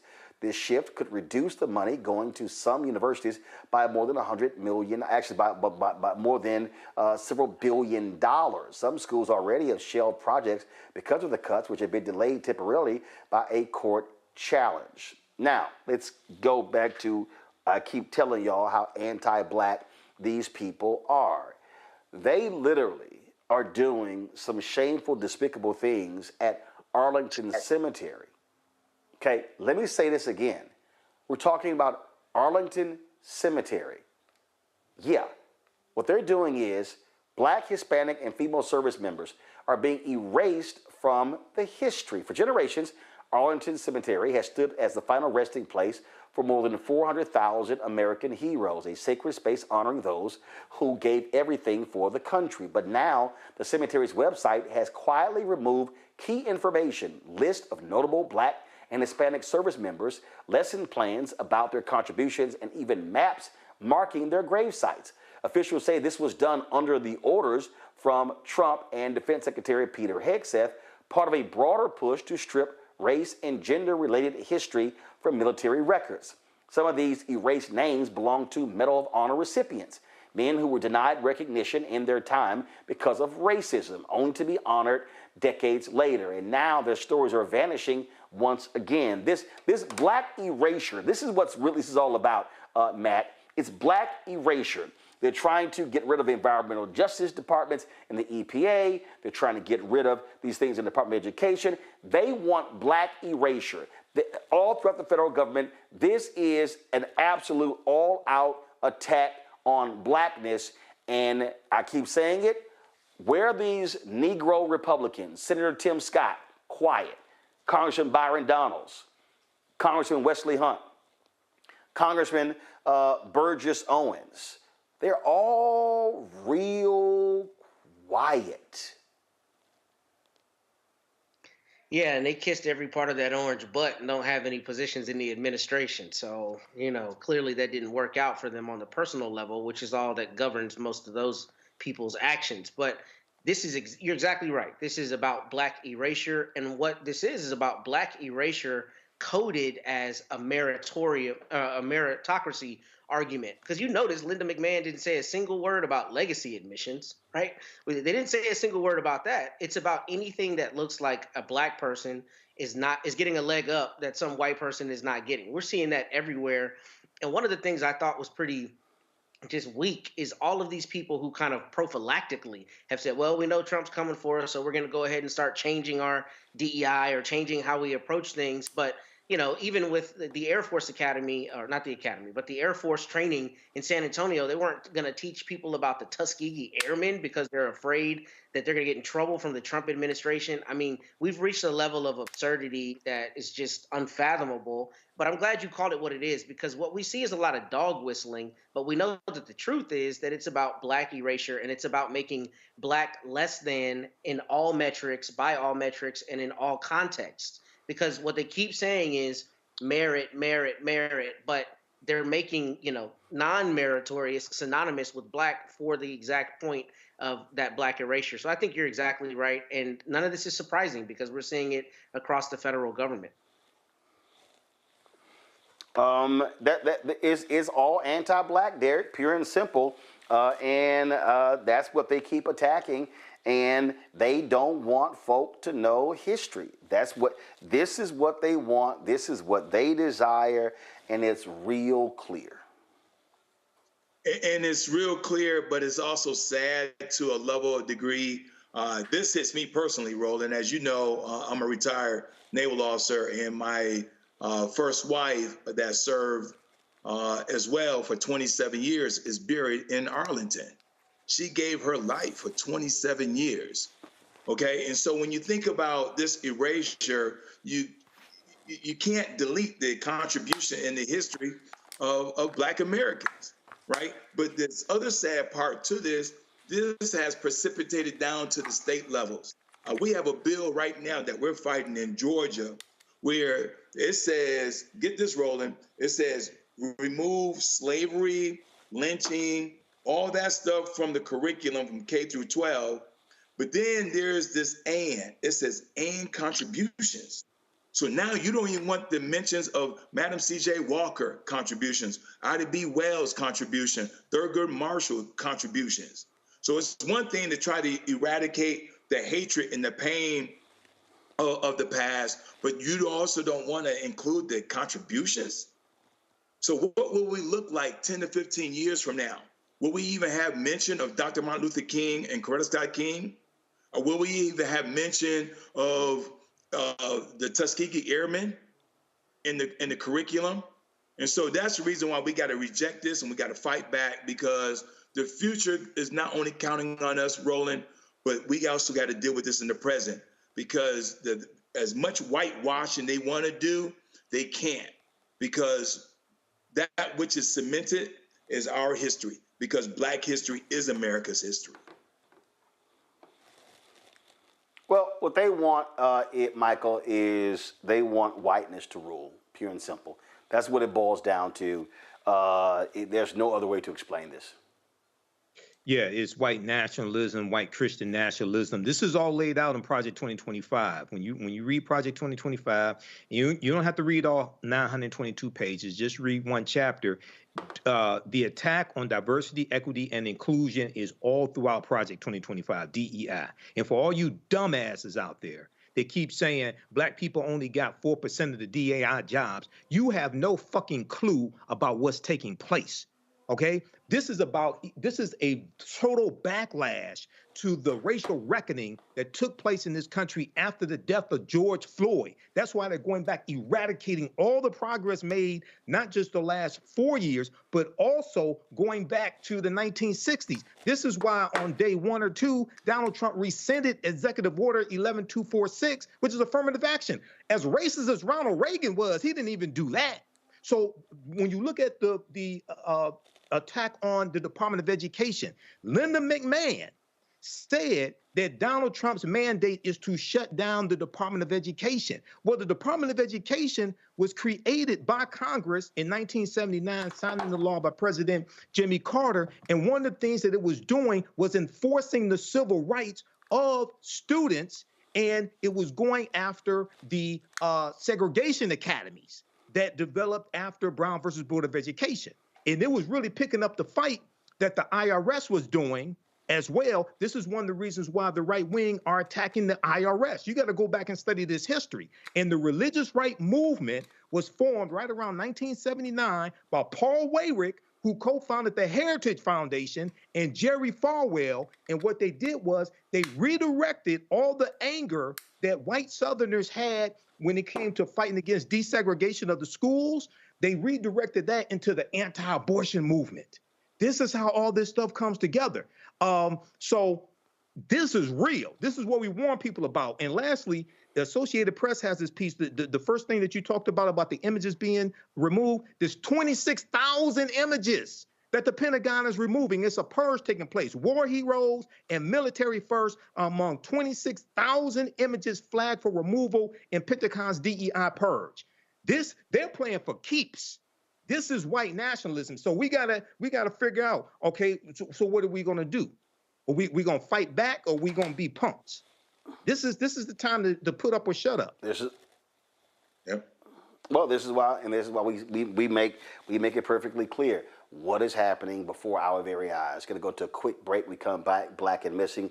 We'll tell you about this. Black girl was attacked in California, and Tyler Perry had some strong words today at the Atlanta funeral of Angie Stone. You're watching Roland Martin Unfiltered on the Black Star Network. Support the work that we do. Join our Bring the Funk fan club. Goals to get 20,000 of our fans contributing on average $50 each a year. That's $4.19 a month, 13 cents a day. Support this show and all the other shows we have on the Black Star Network, plus the new shows we're working on as we speak. If you want to give via Cash App, you can use the Stripe QR code. This is it right here. This is the QR code for Stripe. You can just simply click the Cash App Pay button to contribute. You can also use Stripe for credit card transactions. Check and money orders, P.O. Box 57196, Washington, D.C., 2003 7-0196. PayPal is R. Martin Unfiltered.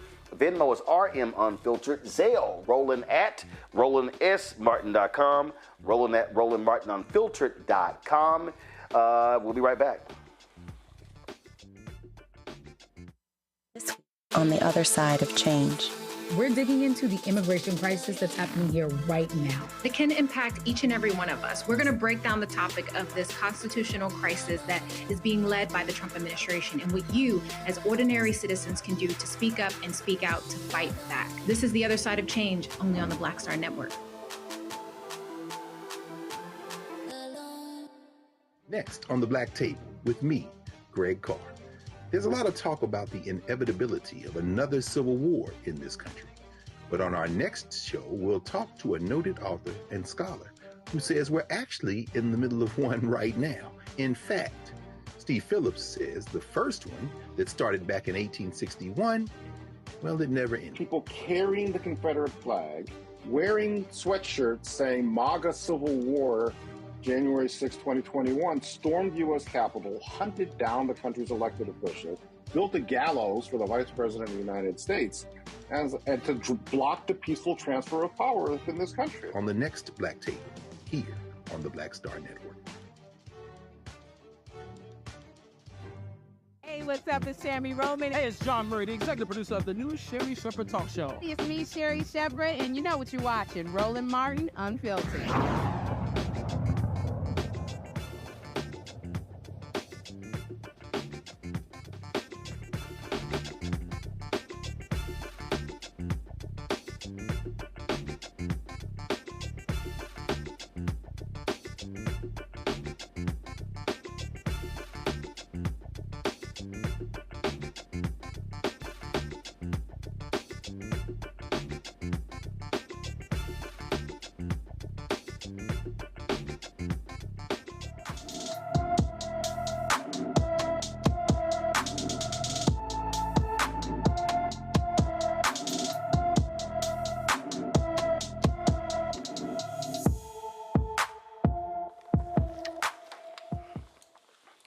Nyla Silv has been missing from New Orleans since February 8th, when the 15-year-old was last seen. Her black hair was dyed blonde. She has brown eyes with her ears and nose pierced.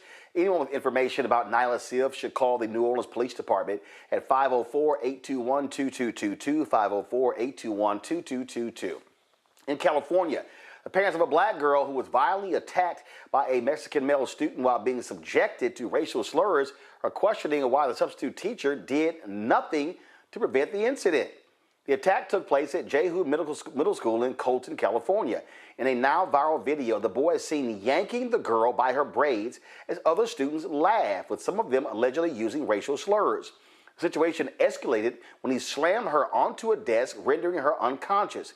Community leaders and parents are demanding accountability. However, authorities are investigating reports that the girl struck the boy with a metal object before the altercation. Both students have been cited, he for assault with a deadly weapon and she for battery on school grounds. The Colton Police Department says the case has been forwarded to the San Bernardino County District Attorney's Office for further review.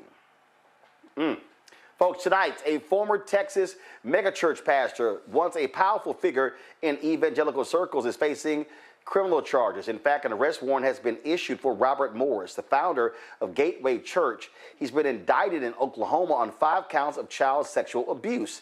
The charges date back to the 1980s when Morris, then a traveling preacher, was accused of sexually abusing a 12-year-old girl over a span of 4 years. Cindy Clemenshire, the woman who came forward with these allegations, says she's waited more than 40 years for this moment, and now she's calling for justice. Morris resigned from Gateway Church last year after these allegations surfaced. His ties to politics, especially his involvement with Donald Trump, as well as a lot of Republicans in Texas, has made him a prominent figure in conservative Christian circles. He, for a long time, was a Trump spiritual advisor. Now, instead of leading a congregation, he could be facing up to 20 years in prison for each charge. Right now, Morris is not in custody, but again, that warrant has already been issued. Isn't it amazing, Matt, how so many of these folks on the right have significant history with sexual molestation of young folks? I don't even know what to say, man. I don't know what to say beyond I'm glad that this victim is seeking, justice, and that the law allows her to do that, and that he's being held accountable if it's true. Now, obviously, I don't have any of the evidence, but I'll say, there are a lot of allegations, and these are not the kind of allegations that, frankly, people don't think where there's smoke, there's fire. We need to have due process, but 5 counts. He was indicted. He was taken to a grand jury. That means they found probable cause. We know it's easy for a grand jury to indict somebody, but for them to indict on a 40-year-old allegation means that they thought there was enough evidence there to credibly send out an indictment. So I think that's damning in and of itself, because in the modern era, there's a lot more evidence generally in a case like this, or at least circumstantial evidence. But for them to have a 40-year-old accusation, that means they must have thought there was something there. So I'm interested in seeing how this plays out. Wait a minute. Go ahead. Matt, he's actually admitted to this. Now, first of all, he's 63 years old. This happened 43 years ago. He stayed with the family. This took place over a period of 4 years. Michael, he actually he admitted to, I forgot how he framed it, but he didn't quite frame it as, I raped a 12-year-old or I sexually molested a 12-year-old, but he's on record admitting something happened. Yeah, this was supposed to be the party of family values, and the Republican Party. When you listen to a lot of them, and it's important to really, really understand them. They weaponize this white Christian nationalism. Okay. They weaponize this right Christian nationalism, and a lot of this comes out of the whole religious right movement that I just talked about. And in that whole religious right movement was a white supremacist movement. Okay, and then within white supremacy, you have sexual abuse also. So this is disturbing, but not surprising when you understand the history of these people that you're dealing with. And then when you look at their president of the United States that's had 3 wives, cheated on all of them, and then was found liable for sexual abuse. I mean, what do you expect? So check this out, Derek. He sent a statement. He resigned last year as senior pastor of Gateway. He sent a statement to the Christian Post where he admitted engaging in, quote, inappropriate sexual behavior with a young lady in a home where I was staying. He said it was kissing and petting and not intercourse, but it was wrong. 3 days after dropping that statement, he resigned as senior pastor, and the church's board of elders said they had not been aware of the girl's age or the length of the actual abuse, but Cindy Clemenshire was like, no, y'all knew about it. Roland, I agree with Matt and Michael's analysis, but here's the reality, Roland. This is going to be a very public situation where we're going to see the individual that's occupying the Oval Office that gave 1,500 pardons, just a blanket pardon. You're going to see an individual that's going to say publicly through a tweet to the Attorney General of the DOJ, make this go away, much like how he did the Civil Rights Division in the DOJ. He's going to tell Patel, you don't need to waste any FBI resources to investigate it. Hey, he already admitted it. He already confessed. So let's just go ahead and give him a pardon. And unfortunately, this family, the victim. Well, but here's the problem. But Derek, here's the problem. Derek, he can't give him a pardon because these are state charges. They're not federal charges. He can't pardon them. Okay. I missed that part. These are state charges. No, the state of Oklahoma. No, the U.S. Attorney's Office didn't. No, the state of Oklahoma has actually indicted him. And again, and the church elders at Gateway said that their understanding that when he said he had an inappropriate relationship with a young lady, that they thought that was marital infidelity with a grown woman. They didn't realize the girl was 12. And it lasted 4 years. Right. So yeah, yes. Trump can't do jack. These are state charges. Right. So I missed that part. But Roland, I am in the state where the orange dude have state charges. And so even though these are... Oh, I understand. And thank you for adding that clarity. I just... That's the sad part here, that the victim should see justice. Even though this was 20 years ago, they should still see justice. But I just do not have faith and confidence in the outcome, where it should be this guy goes to jail for the crime he committed 20 years ago. Well, I say throw his MAGA punk ass under the jail. Folks, our last story, just 3 months into 2025, the U.S. has already surpassed last year's total measles cases. In Texaco, New Mexico, Oklahoma, they're at the center of this outbreak with nearly 300 confirmed cases, and experts say that number is much likely to go higher. Let's be real, many of us grew up knowing measles as something from the past, a disease our parents or grandparents dealt with. In 2000, the U.S. officially declared measles eliminated. But here we are in 2025 because all these dumbass anti-vaxxers don't want to get their kids vaccinated. Measles is highly contagious, spreading through the air when someone coughs, sneezes, or even just breathes. While the vaccine has been keeping it in check for decades, gaps in coverage are allowing it to resurface again because of these anti-vaxxers. We've already seen 2 unvaccinated people die from measles this year, one in Texas and another case under investigation in Washington State. This is all, again, because of these idiot anti-vaxxers. They have been they've been attacking vaccines when it comes to autism, when it comes to COVID, and now we're seeing measles roar back. And it doesn't help when you got a dumbass like Robert Kennedy Jr. who doesn't believe in vaccines, and Secretary of Health and Human Services, Derek. You know, Roland, I watched this interview live, and RFK Jr. said, well, why don't you just eat some French fries? And so it's just appalling that someone is responding that's the head of HHS says, eat some French fries. But I went to the CDC website, Roland, and it says the resurgence of measles in the United States is a public health crisis that requires swift and coordinated action. Vaccination is our most effective tool in preventing the spread of this highly contagious disease. Unfortunately, Roland, CDC cannot send information out to the public. It's incredulous that we are dealing with an administration, and we're dealing with a crisis that now we're going to have a self-inflicted pandemic, epidemic, how you want to see this. And that's the sad part. We must launch a comprehensive vaccination plan to deal with this measles situation, because we all know, Roland, that measles kill, and especially kills children. Matt?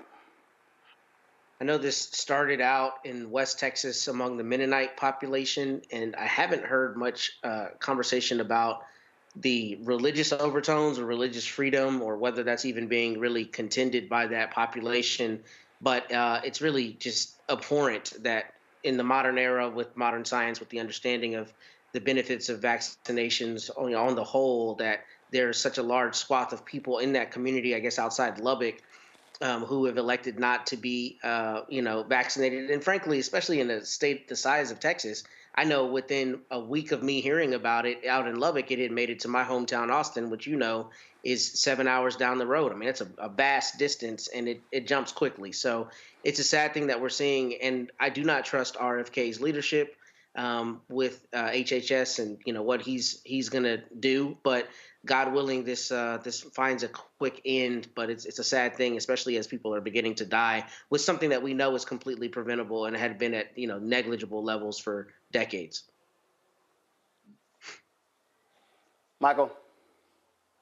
This reminds me of Trump's mishandling of the coronavirus in his first administration, and a lot of the anti-vaccine people, the propaganda, things of this nature that took place in.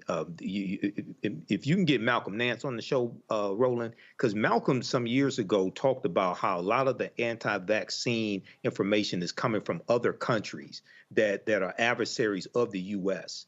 And it's a tool to weaken you from the inside also. Okay, so now you have RFK Jr., who we know has a history of being against vaccines. You have him as director of HHS.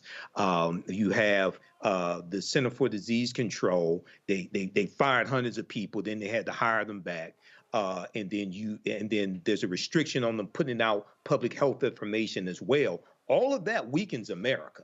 Okay, so we're going to have to rely upon our state health officials and also African-American doctors to protect us as much as we can from this nonsense out here.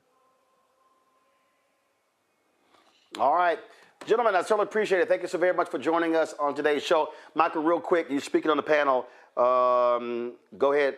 What is it about? Yeah, 93rd Midwestern Regional Convention for Alpha Phi Alpha Fraternity. We're doing a panel discussion. Racism is a public health crisis panel session. This is Thursday, March 20th, 2025, 5 p.m. here in Detroit at the Renaissance Center, Detroit Marriott at the Renaissance Center, Ambassador Ballroom, free and open to the public. People come on out, especially Sigmas and Zetas. Shout out to Chad King of A5A who invited me to be on this panel. And this information, I put this on my website, AfricanHistoryNetwork.com. So come on out and support. They really want to get this information out to the public. All right. We appreciate it. Thanks a lot. Again, thanks, Derek. Thanks, Matt, as well. All right, folks, don't forget to support the work that we do. Join our Bring the Funk fan club. If you want to give via Cash App, use the QR code from Stripe. This is it right here. You see it on your screen. So please take advantage of that. Click the Cash App Pay button to contribute. You can also use Stripe to pay using credit card. Check-in money order, P.O. Box 57196, Washington, D.C., 20037-0196. PayPal, R. Martin Unfiltered. Venmo, RM Unfiltered. Zelle, Roland at RolandSMartin.com, Roland at RolandMartinUnfiltered.com. Be sure to download the Black Star Network app, Apple phone, Android phone, Apple TV, Android TV, Roku, Amazon Fire TV, Xbox One, Samsung Smart TV. Be sure to get your swag, your Roland Martin Unfiltered Black Star Network swag. Get our merchandise, our shirts, hashtag we tried to tell you, FAFO 2025. Also, don't blame me, I voted for the black woman. You can get that, of course, at rolandmartin.creator-spring.com. The QR code is there as well, or go to blackstarnetwork.com. Be sure to get a copy of my book, White Fear, How the Browning of America is Making White Folks Lose Their Minds, available at bookstores nationwide. You have the audio version that I read on Audible. We can download that as well. Of course, you can also, want you to, get Fanbase. Download the app Fanbase, and if you want to invest, $10.4 million has been been raised as part of the 17 million goal. You can go to startengine.com/fanbase, startengine.com/fanbase if you want to invest. Folks, that's it. We always end the show running the names of our nearly 35,000 contributors. We appreciate every single one of them for contributing to this show, for making it a success. I'll see you guys Monday in D.C. right here, Roland Martin Unfiltered. Oh, by the way, today we ran several different things. Today we streamed the Atlanta funeral of Angie Stone. Earlier this week we streamed the funeral of Roberta Flack. You can go to our Black Star Network app or go to our YouTube channel to see both of those. Tomorrow we're streaming a couple of things tomorrow. One, we have the South Carolina funeral of Angie Stone. Matter of fact, guys, if you, I meant to show you this. If we have the Tyler Perry eulogy, let me go ahead and do that. So again, tomorrow is going to be the South Carolina funeral of Angie Stone. We're also streaming the funeral from the Church Without Walls in Houston of former Houston Mayor and Congressman Sylvester Turner. And I meant to play this here, but so before we go, kill the music, let's do this here. Roll the Tyler Perry eulogy of Angie Stone. Man, did he speak some truth. Listen to this. To the family, Bishop Brown, thank you for having me here. Thank you for allowing us to do this, to put her to rest in fashion of the queen that she was.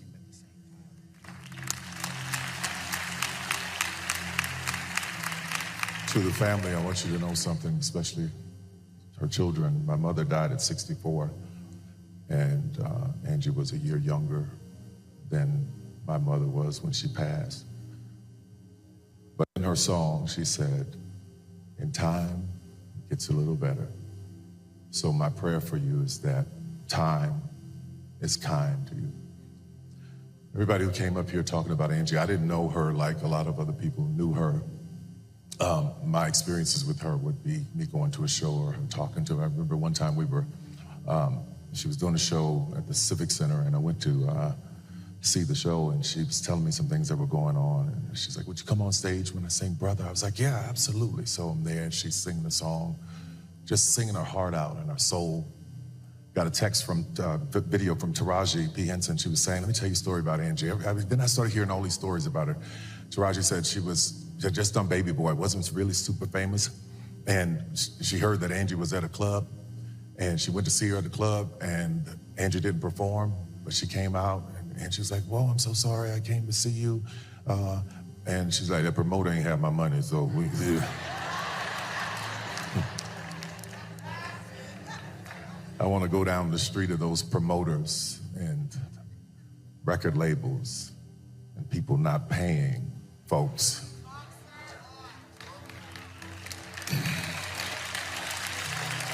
But anyway, Taraji said she took her in the corner and she sung a song for her in that club. That's the heart of a person. That's the soul of a person who cared about her fans, who cared about getting paid. You know, I was being interviewed by this woman once, and she was telling me, she's like, Tyler, I just want to tell you, I can always tell when they're going to go left, because the interview starts, all these questions, and then it's like, you know, the black women in your movies, do you portray them? It's such negativity, and they're always going through something, and they're always, and just a black woman. I asked her, I said, you ever been through something? She's like, my life is great. I have a great husband, my kids are great, everything's wonderful. I said, God bless you that you can live a perfect life. That's wonderful. Then I turned to her and I asked her, I said, how old are you? She said, 25. I said, baby, keep living. But I look at these young folks who are living these lives and they think that it's supposed to be the way that it is on Instagram. And they're forgetting about the people who have paved the way for them to be in that situation. They're forgetting about the women like Angie Stone, who's been in the business all of these years. You're gonna forget about what she did, all of the people that she put on and helped. So you gotta go through something to write a song like $20. Because in it she says, what you know about being poor. She don't say poor, she says poor. What you know about having to borrow from the neighbor next door. These are her words. what you know about bumming rides, what you know about having to swallow your pride.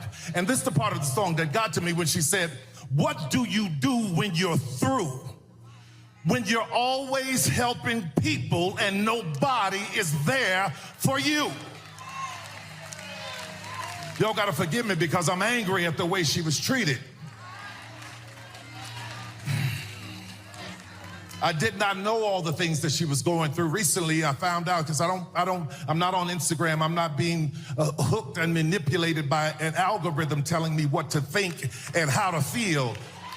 So I don't see everything. But to think that this woman was in the business for all of these years, and there's a difference between performing because you want to and performing because you have to. All of those years, all of those songs, all of that money that was owed to her, where is it? It's wrong. It is wrong. And I'm tired of seeing us struggle and go through things and work hard and not reap the benefits of what we were supposed to reap.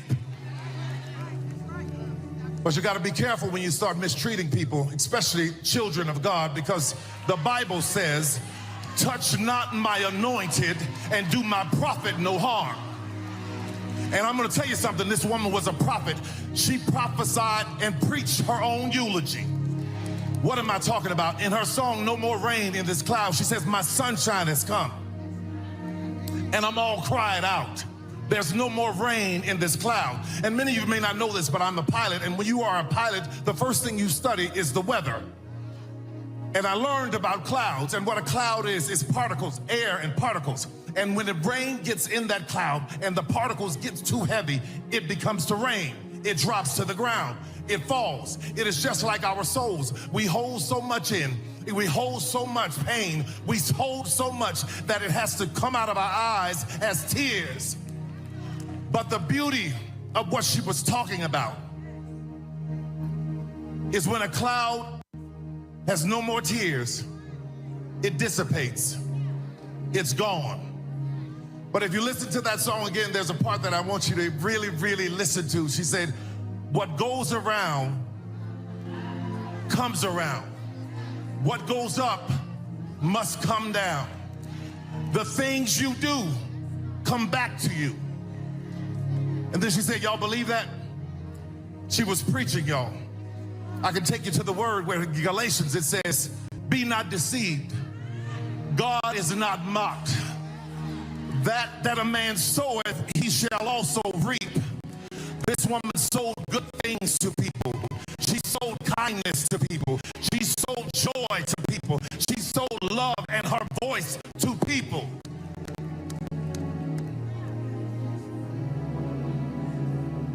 So if you are like her and like me, who get tired of helping people and watch them dog you out,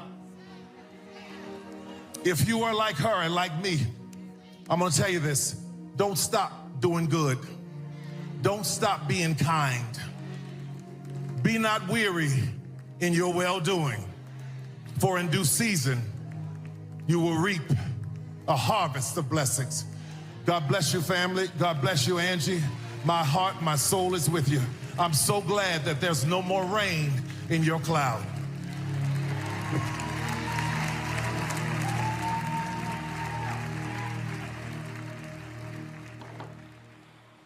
Again, folks, if you missed the Atlanta funeral service of Angie Stone, just simply go to our YouTube channel, youtube.com/RolandS Martin, and go to our Black Star Network app. You can see it there. She's going to be eulogized tomorrow in South Carolina, her home state. We will carry that live as well. In addition, as I said, the funeral of former Houston Mayor, my alpha brother, former Congressman Sylvester Turner, will be tomorrow. The Church Without Walls in Houston will be live streaming that as well. And if you missed the funeral earlier this week, the memorial service for Roberta Flack, you can go to our YouTube channel as well as our app. See, folks, this is the stuff that we do. Nobody else, no other black-owned media is doing what we're doing, this type of stuff with this show, the additional shows, streaming these services, the news conferences and events that we carry. All of those things are critically important. So again, your support is always appreciated for all of that. Again, QR code for Cash App. Use the Stripe QR code. It's right here. Go to blackstarnetwork.com. If you don't have it, you can go there as well. Send your check and money order at P.O. Box 57196, Washington, D.C. 2003 7-0196. PayPal R Martin Unfiltered, Venmo RM Unfiltered, Zelle Roland at RolandSMartin.com, Roland at RolandMartinUnfiltered.com. Folks, I'll see y'all on Monday. Here are all of those names, people who've contributed to our show. We certainly appreciate every single one of you. Y'all take care. Holla!